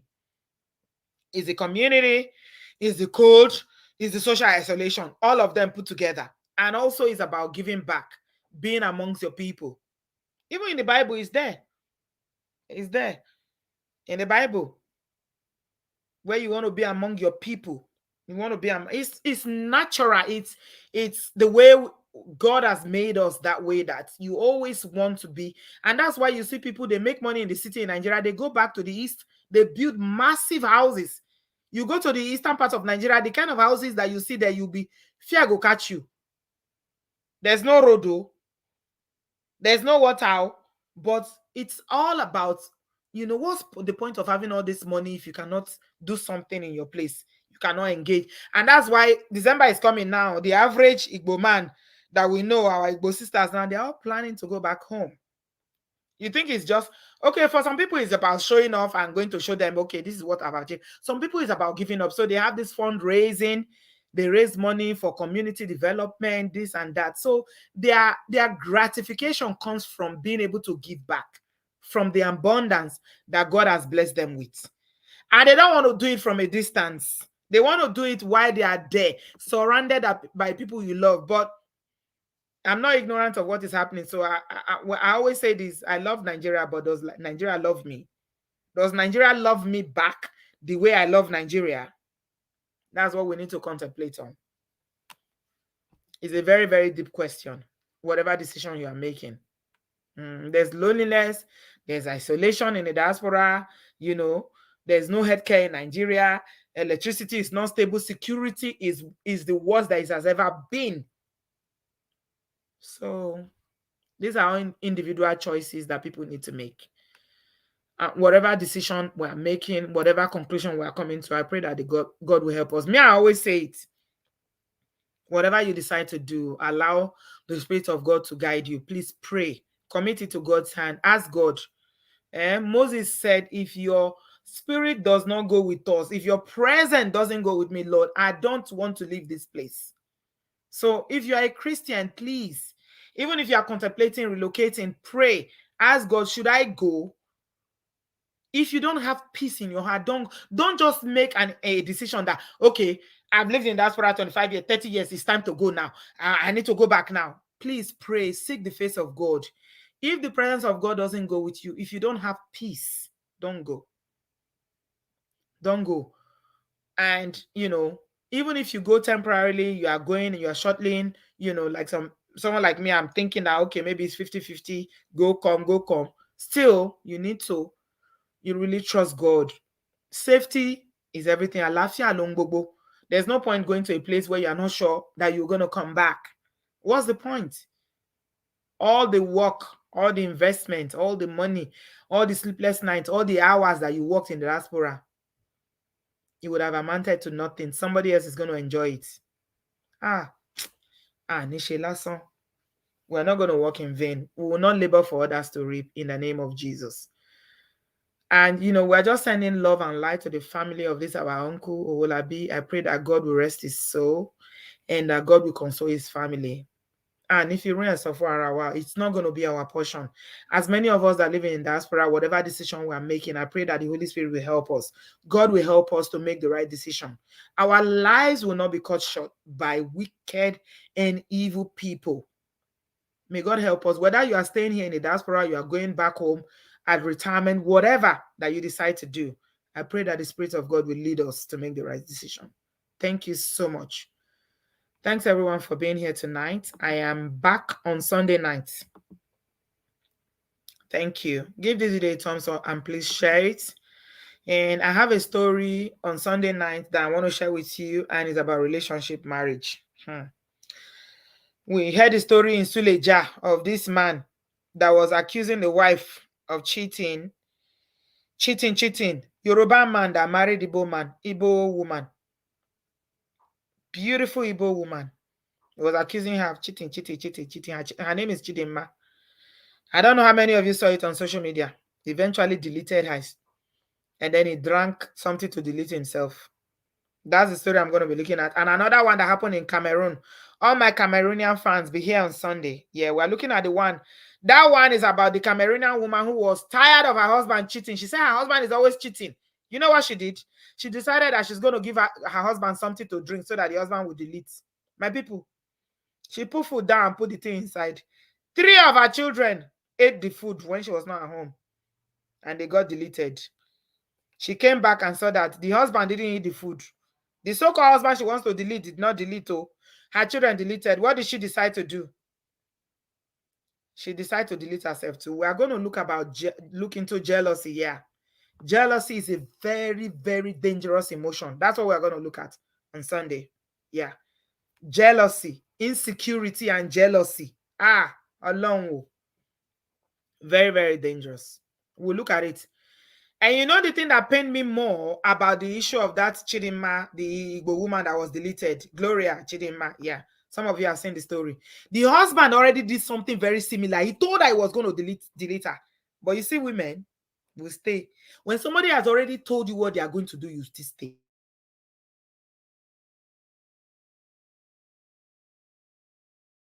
So on Sunday and draw from it. Unfortunately, both of the women are gone now. They've been deleted.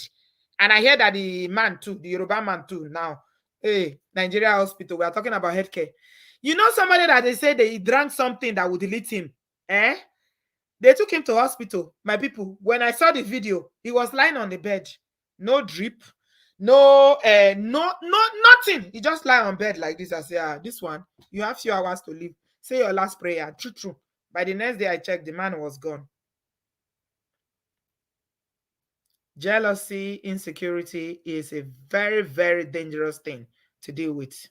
So we'll look at it on Sunday night. Thank you so much, everyone. Please give this video a thumbs up. Thank you so much to all the people who called in. Thank you to all my subscribers, my fans. I appreciate you, everyone in the comment section. You are so, so wonderful. May God bless you. And if you run yourself for a while, it's not going to be our portion. The Lord will give us a long and healthy life in the name of Jesus. Wherever we plan to retire, wherever we plan to live in our old age, the Lord will give us good health. It will give us, peace. It will give us a safety. It will give us, everything that we'll work for, we will live to enjoy in the name of Jesus. Thank you so much. Thank you, my sister and my brothers. I appreciate you all. Thank you. Please give this video a thumbs up. I'll see you on Sunday night. God bless you. Yeah. Thank you.